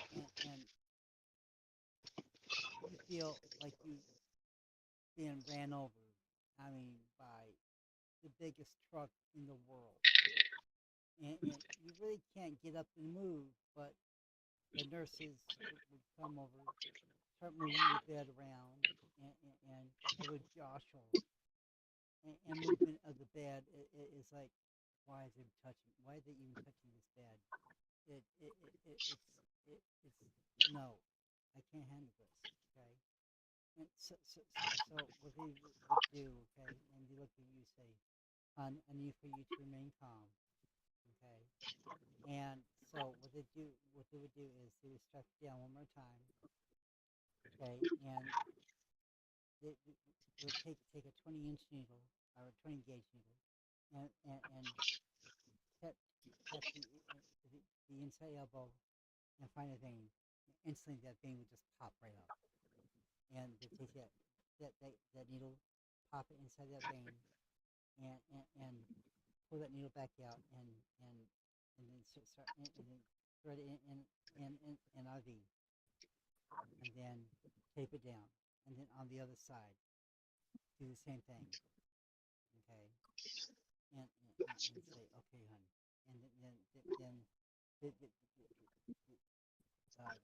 they would go say, okay, then they would go to each of the carotid arteries, okay, and they put a band on your head until you don't move, okay, and they would thump your carotid artery, and thump and put in a very small needle, an 18 gauge needle into your carotid artery, so that and put in a needle there, okay, and then on the other side as well,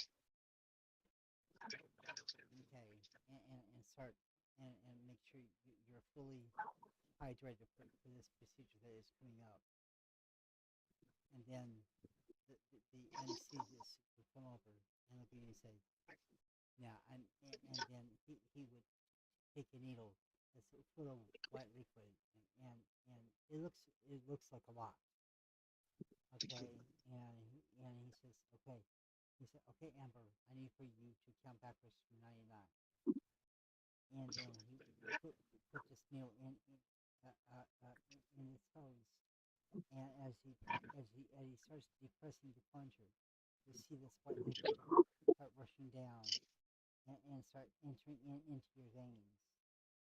And as you feel the warmth of that particular liquid enter your veins, you start feeling relaxed and start feeling tired.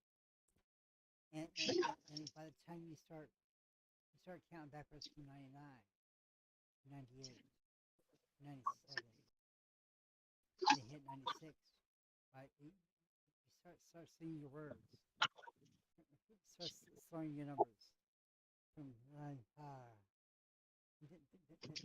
you don't get to 93. You say 94, and then you start and then you're out.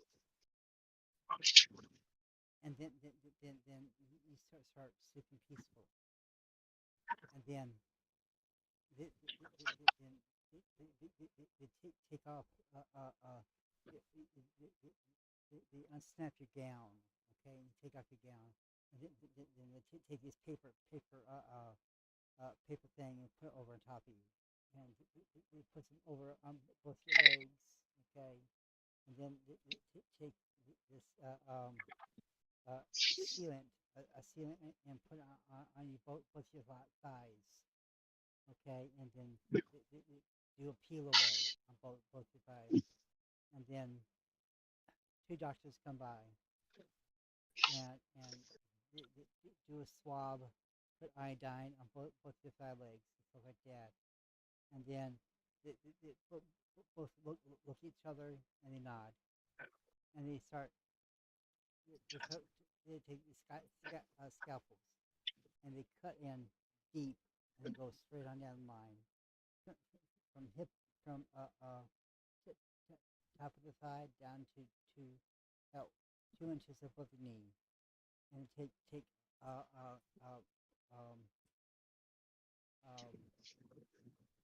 forgot one of the things called Forcep.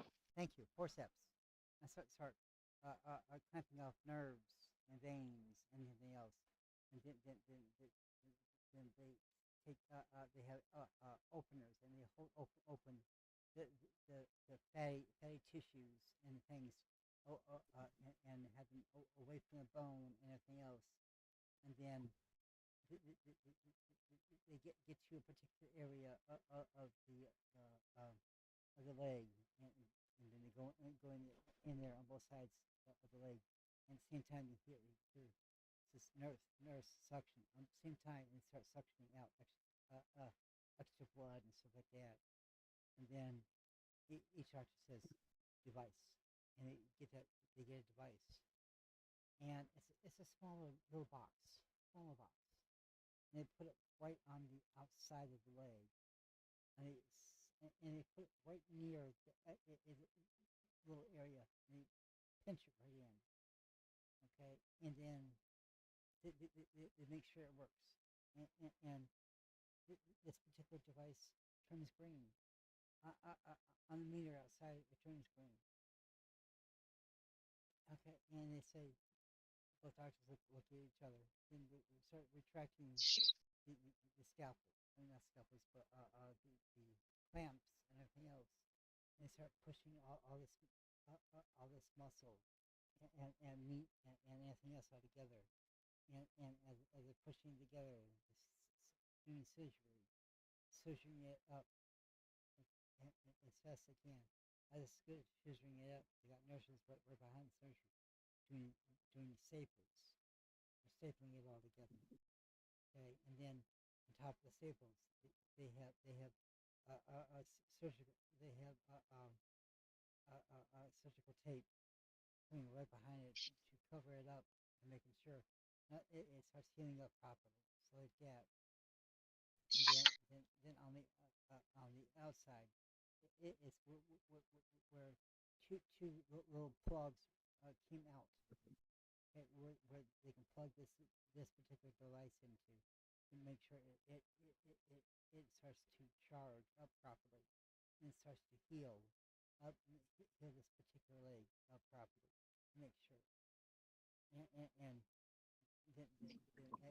as they get to the last stitch, and the last staple, and the last healing tape, okay, both doctors look at each other, and they both nod, and then they both of them nod at your father. He nods back.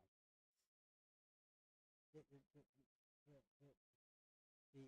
nurses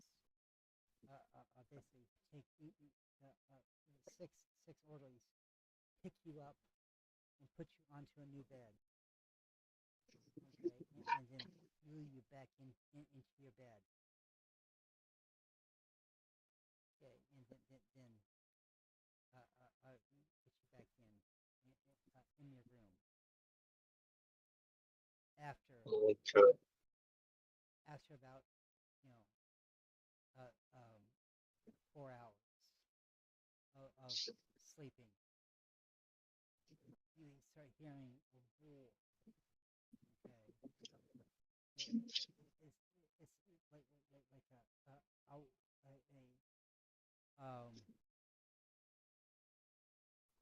something of a car engine, not a car engine, a jet engine, a small jet engine. Okay, spinning up to take off. Okay, and then you get this itchiness in your leg, top of your leg, and it starts itching, and the itchiness doesn't burn, doesn't hurt, but it's almost unbearable. And you start to itch, and your legs are pretty much they're bandaged up, and you start to itch it more and more and more, and it's that whole length of your leg, stuff like that. So you look at your leg and you see two wires come out each side, and you're wondering, what have they done? What do they do? And almost you start to panic a little bit. You start hitting the page button, and your father comes in, and you look at him. What have they done? And he tries to basically stop you from itching. And of course, there's no way for him to stop you because you're basically you're too strong right at this point. And then he calls in the team, okay, to stop you from itching and stuff like that. And right now you have 3 people on each side, and as you start to itch going up and down your leg and everything else, there is almost no way for them to stop you. And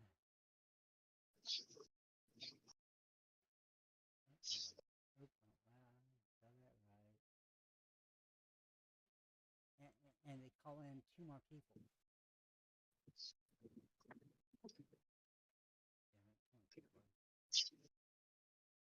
Call in two more people to hold your arms still.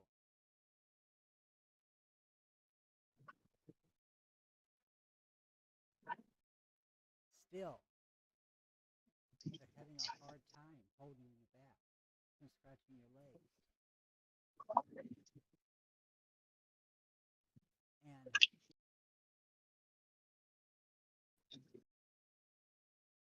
spell it wrong? Oh yeah, I did. Okay. My house spelled it right. Nice. Wow, I'm having shit roast tonight.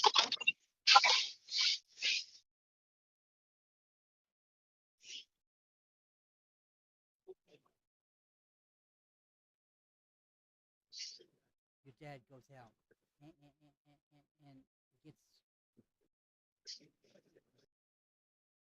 gets gets a shot, and finally he he fills it up full of that white liquid, and he says it's time, and he pops you right in smaller than that, and he fills it all the way up, and he gives you a full dose, and he says, "We have to do this now," and those are the last words you hear. Oof.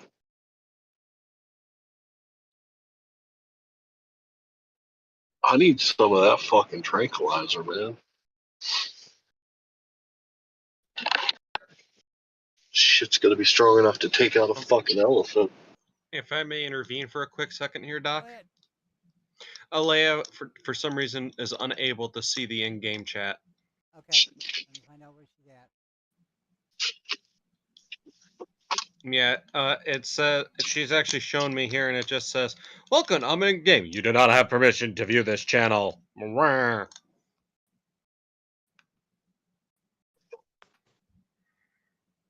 There, that's why.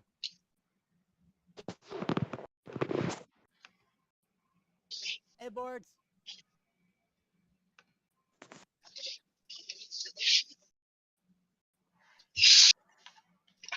You see it now?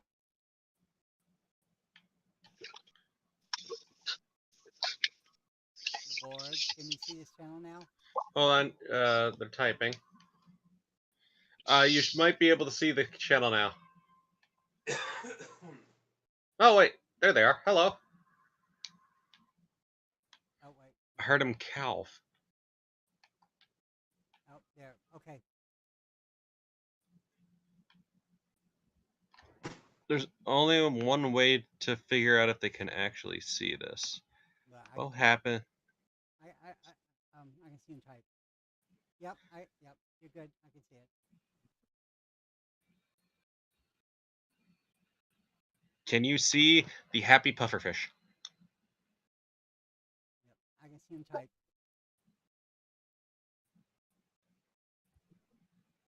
Okay. So.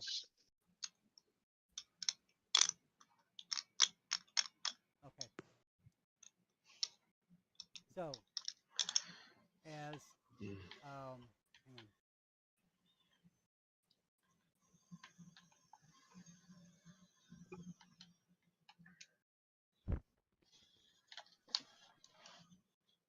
As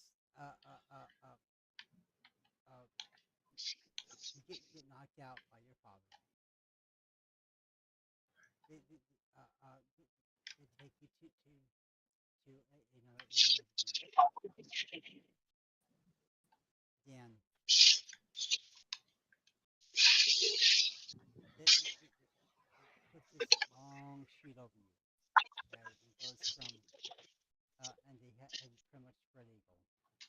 They have your from your wrist to your shoulder on both arms. They have your chest to your pelvic area, and then from your legs to your ankle.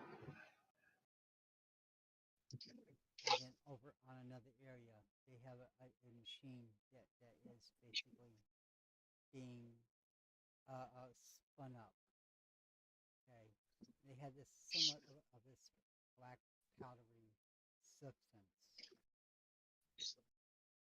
and it looks like a 3D printer, and it's a loose combination of powder and it's uh, uh, and it looks like it's doing things. So, and then it, you start going through what looks to be a almost uh, um, a MRI machine, and it starts going through, starts wearing up, and it starts. Basically, your hands are flat, you're flat, and everything else, and it starts doing it starts scanning your whole body, and it comes on down, and everything is being scanned, everything else, and as it's scanning your head, your shoulders, your chest area, and your arms, and then stomach area, your fingertips, your pelvic area, your thighs, kneecap, your shins, and then come down your toe.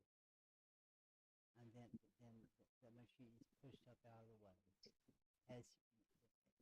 As doctors start look over to the 3D printer area, you start this machine, this complex of machine starts doing its gyrations and its 3D printing of pretty much each half bone area. Okay, and spinning is putting these bones in certain in a certain order along a mock body, as it would. Okay, you have another team of doctors would come in. Okay, and four doctors would go ahead and look at each other. Okay, and they would nod their head to each other. Each of them would go up to the two of them will be at the bicep, and two of them would be at the thigh area. Okay, and all of them at the same time would cut in, push away all the muscle and the fat and everything else away from the bone area. And then all of them at the same time would have a bone saw. Okay, and for the bicep area. Okay, they will cut away the lower half of the bone. Okay, from and leave just enough room, to have the elbow saved. Okay, and just enough room to have, and just take that bone out. And nurses will come over and hand them a what looks to be a black elbow. It could be rotten, but it's not an actual elbow. It's a 3D printed elbow of some type of a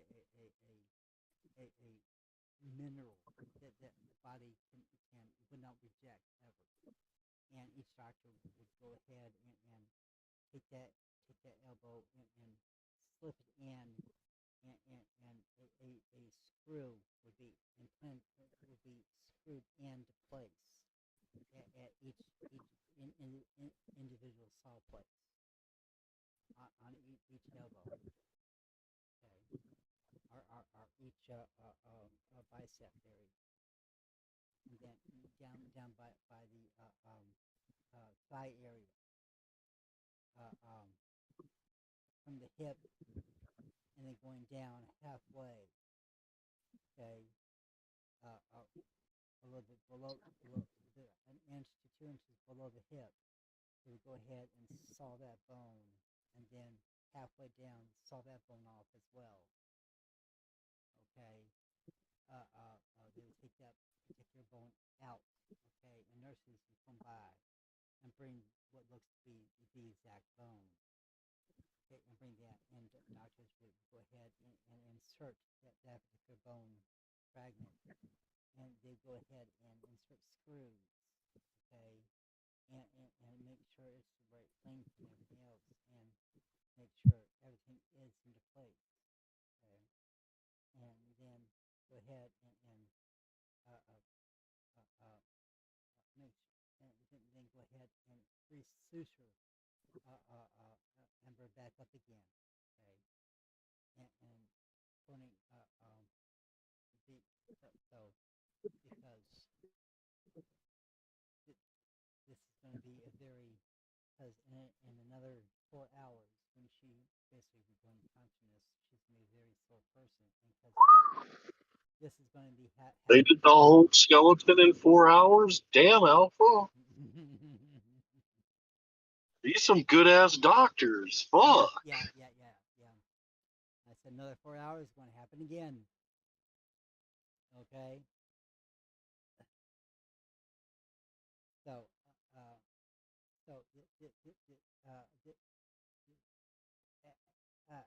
after they start to remove the sutures, remove the crap. sutures.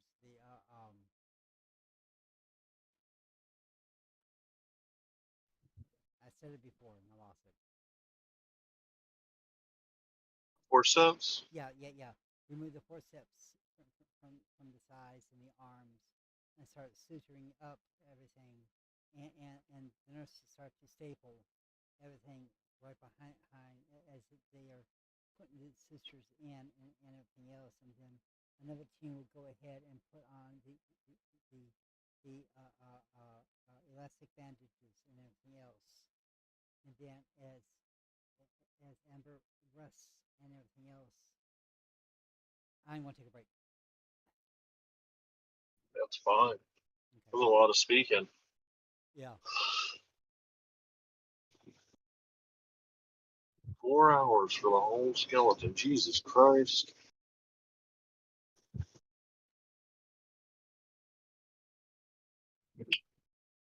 I mean, hey, 2 parts down, 2 parts to go, huh? Mm-hmm.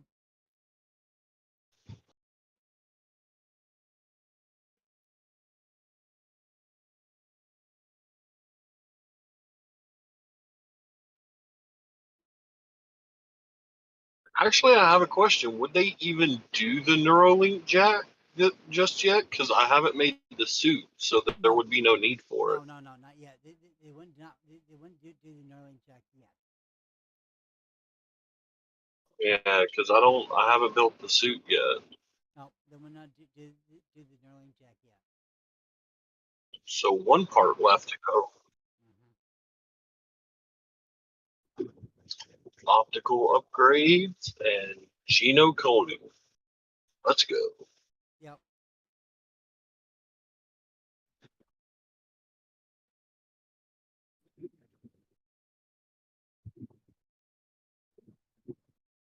I'm over here while everyone is panicking their heads off. Yeah, guys, I'm just having surgery. It's cool. Everyone's like helicarriers and war crimes. Yeah. Well, I'm interested to hear about this nuclear reactor-powered orbital space laser. Are they still in the chat? Yeah, Jade. Serious. Don't. Hey, I'm here. I was in my recliner on the other side of the room. Calm the fuck down, boy. It's good. We're on break. I just want to hear about your nuclear reactor-powered orbital laser cannon. Oh right, yeah. What's the yield on that, my friend? A few megatons. Few megatons? That's not as bad as I thought it would be. By a few, I mean 100. And that's still not as bad as I thought it would be. And how did you get past the refractive properties of the atmosphere? Oh, I didn't. Like, The what Soviets medium did. are you using? Oh, I don't know. okay. The Soviets did it. Literally the So whole you just thing was. stole it. Technically, it was actually completely Okay. forgotten about. It was actually a whole role play thing that occurred, and I somehow I ended up being the first person in the server in fucking space on this satellite. Okay. And yeah, a mage took it home, and now it's sitting in a fucking warehouse. Do we know? Well, I mean, if you can tell me what kind of nuclear reactors in there, I can give you an exact blast yield. Give me a moment. Like you said, it's Soviet era. Yeah. So that's either a class 1 or class 2. During the time, the class 2 was smaller than the class 1, but it required more fuel rods, like constant changing of the fuel rods because it ate them up so fast. So I would say, like, for a long-term space cannon, maybe a class 1 reactor. It may be a few Like the because Yamato? I did describe it as 4 of them in one satellite. Well, then, yeah, you could definitely, at that point, you could definitely use 4 class 2s. So does the blast draw on all four or just one at a time? Oh, it sucks them all at once. Class 2. And without any explosive properties, pure nuclear vaporization. Just zap. I mean, yeah, there won't be an explosive yield, but you're looking at like pure nuclear gamma radiation, and through a focused point, that's like, I don't know, 14,000 degrees Fahrenheit. Delicious. Yeah, so you like, if it dropped on the Empire State Building, it would incinerate it. Like the iron in the building would turn to ash. Perfect. That's what I was hoping for. But no, it's considered a war crime, and everybody decided to put it in the goddamn warehouse. So you do need to be warned. You can only get about 8 blasts off that thing before you have to change the fuel rod if you use it at maximum output. Oh no, that is not going to be an issue because the thing has the entire system is automated, and it actually has Yeah, but how? Like, it has many spare fuel rods up there.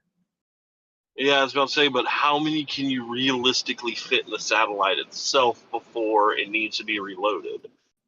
I mean, it's not like you can't just make a quick jaunt up to space and reload the damn thing, but... And I mean, we don't even need a space shuttle for that shit. We could just have a mage snap our fingers and behold, you're there. Yeah.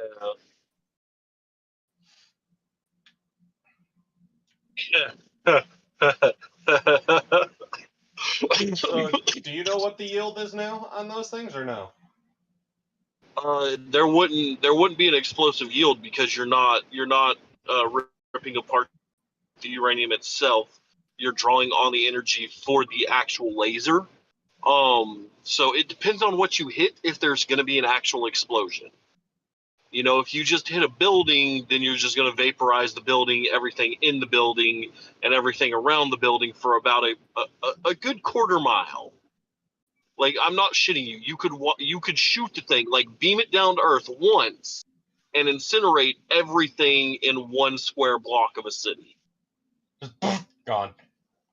And if you sustain fire and like use it like a sword, like dragging it through a medium, like you could do that for fucking quite a while, bro. You could literally carve New York City in half and then carve it into quarters. Huh. So maybe it was And a good because thing that it's the mage popped it down. I'm just gonna stick that into a tank there. Problem solved. and then because it's like quite literally a laser. There is no time. There is no time to target. It's instantaneous. So there's no charge up time, nothing like that. It's primed. You fire, and the beam hits Earth almost instantaneously. Okay. Like, there needs to be some form of mass behind it for there to be a yield of explosion. So technically, Let's say it if exploded. you wanted, if it exploded, like if the whole satellite fucking exploded with 4 Mark II nuclear reactors, you're looking at like 34 gigatons of TNT. Yeah, I think we should put that back up into space and away from the gray because they put it in a warehouse in the gray. Yeah, that's a big boy boom. Don't feel bad. I honestly, Actually, no, it's not 34 gigatons. I'm fucking stupid. It's because 34 gigatons is 34. So yeah, 34,000 megatons. So That's still just big. shy of half a gigaton of TNT. That is still massive. Oh yeah, that's fucking huge. That's like the equivalent of like 26 Fat Boys that were dropped on Hiroshima. That's the equivalent of 26 of those explosions going off simultaneously.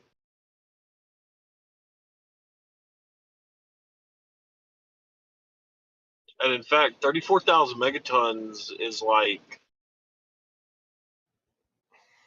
I think it's a class 3 nuclear warhead, which is not the biggest we've made, but it is most definitely devastating. Now, if you were to, and the only reason I say that is because it's in reactor form, it's not meant to go boom. So if you were to do some tinkering here and some tinkering there and make it like it's supposed to go boom, you could probably triple, if not quadruple, that yield.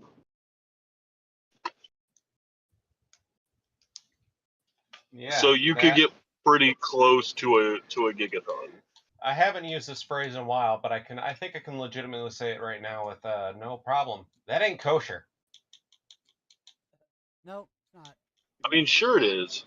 You do understand that I'm sitting on plans to make a Mac cannon, an orbital Mac cannon, that has a yield of 34 teratons. It leaves a 27-mile wide crater wherever it fucking hits. Well, And yeah. that's in a solid granite surface. And the Earth ain't made of solid granite, my dude. No, that's fine, and I don't care because the reason I chose a laser is because a laser is a precision strike. So are Mac cannons. Well, yeah, but the Mac cannon results in people like you see that person? Mm-hmm. Well, they're there and halfway to Jupiter by now. No, that's the point. If I have to use an orbital weapon, I'm not shooting it at one person. I'm shooting it at that person, all of its buddies around there, and all of its buddies for 27 miles are going to die. Yeah, but the Mac cannon has to be reloaded, right?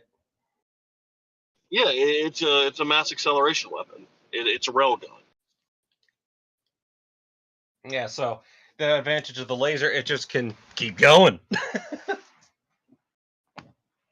Yeah, but Next. I mean, that's true, but you only have like depending on the length and duration of your shots, like each fuel rod's only going to give you so many shots or so long.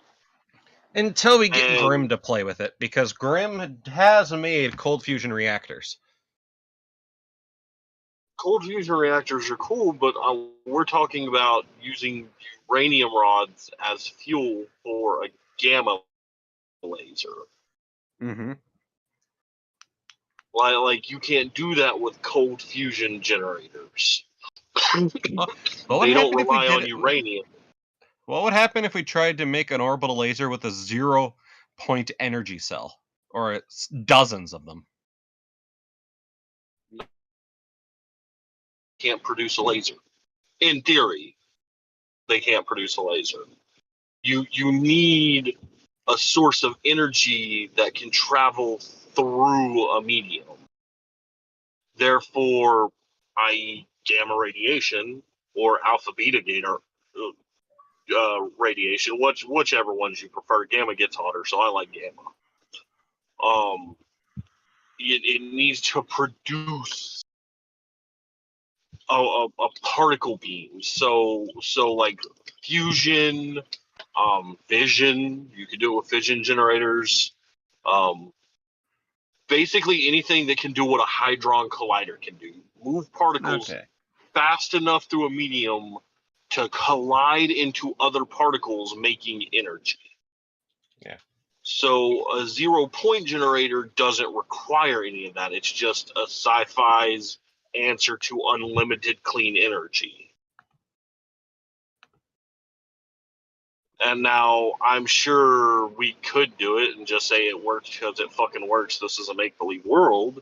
But I couldn't give you any actual yield or, damn it, like I couldn't give you any numbers to calculate what it could do. Actually, since we're on this topic, I do have a very unusual question. Okay. I would like a little I, more description of Project I was taking a break, Damocles. bro. I love talking guns and weapons and No, oh yeah. ah, I'm curious about Project Damocles, and what do you think of Project Pluto? Project Damocles. Have knowing you, you've heard Project Pluto, right? I may have. It doesn't. It like rings a bell, but only Hold sort on, of. I actually have it in a book right here, and it's one of my favorite weapons of all time because it was one of the only weapons America looked at. It's like, yeah, this is a bad idea. Okay, well, hang on, hold off on that. Okay, I got about No. 11 minutes to finish with Rhinocer. So let me finish it with Hamburg.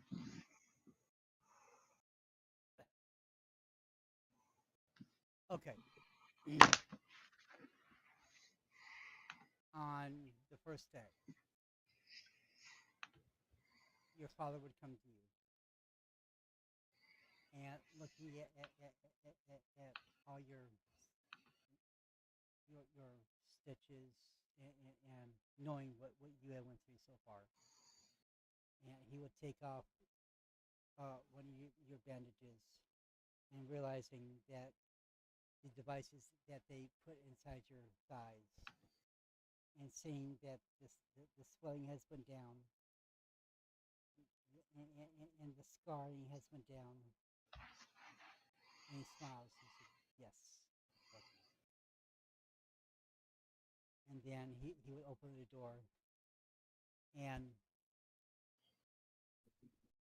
they would go ahead and start wheeling you out to the operating theaters one more time. For the last time for today.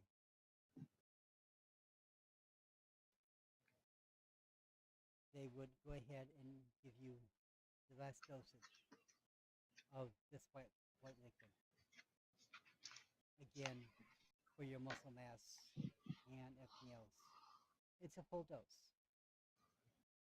Because they don't want you to wake up for a little bit. Question, Alpha. Yes. If you're doing the optical enhancements with the gene therapy, she has to be awake for it to work. Yes, I know. Okay. Okay. So. At least for the gene therapy to work. The optical enhancements, she doesn't have to be awake for. Yep, I know.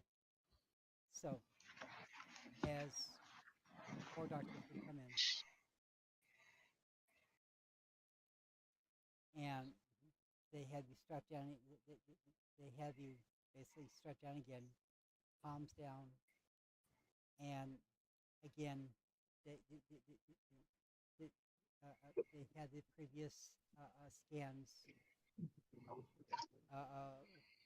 They had the previous CT scans from before, and this machine is basically printing out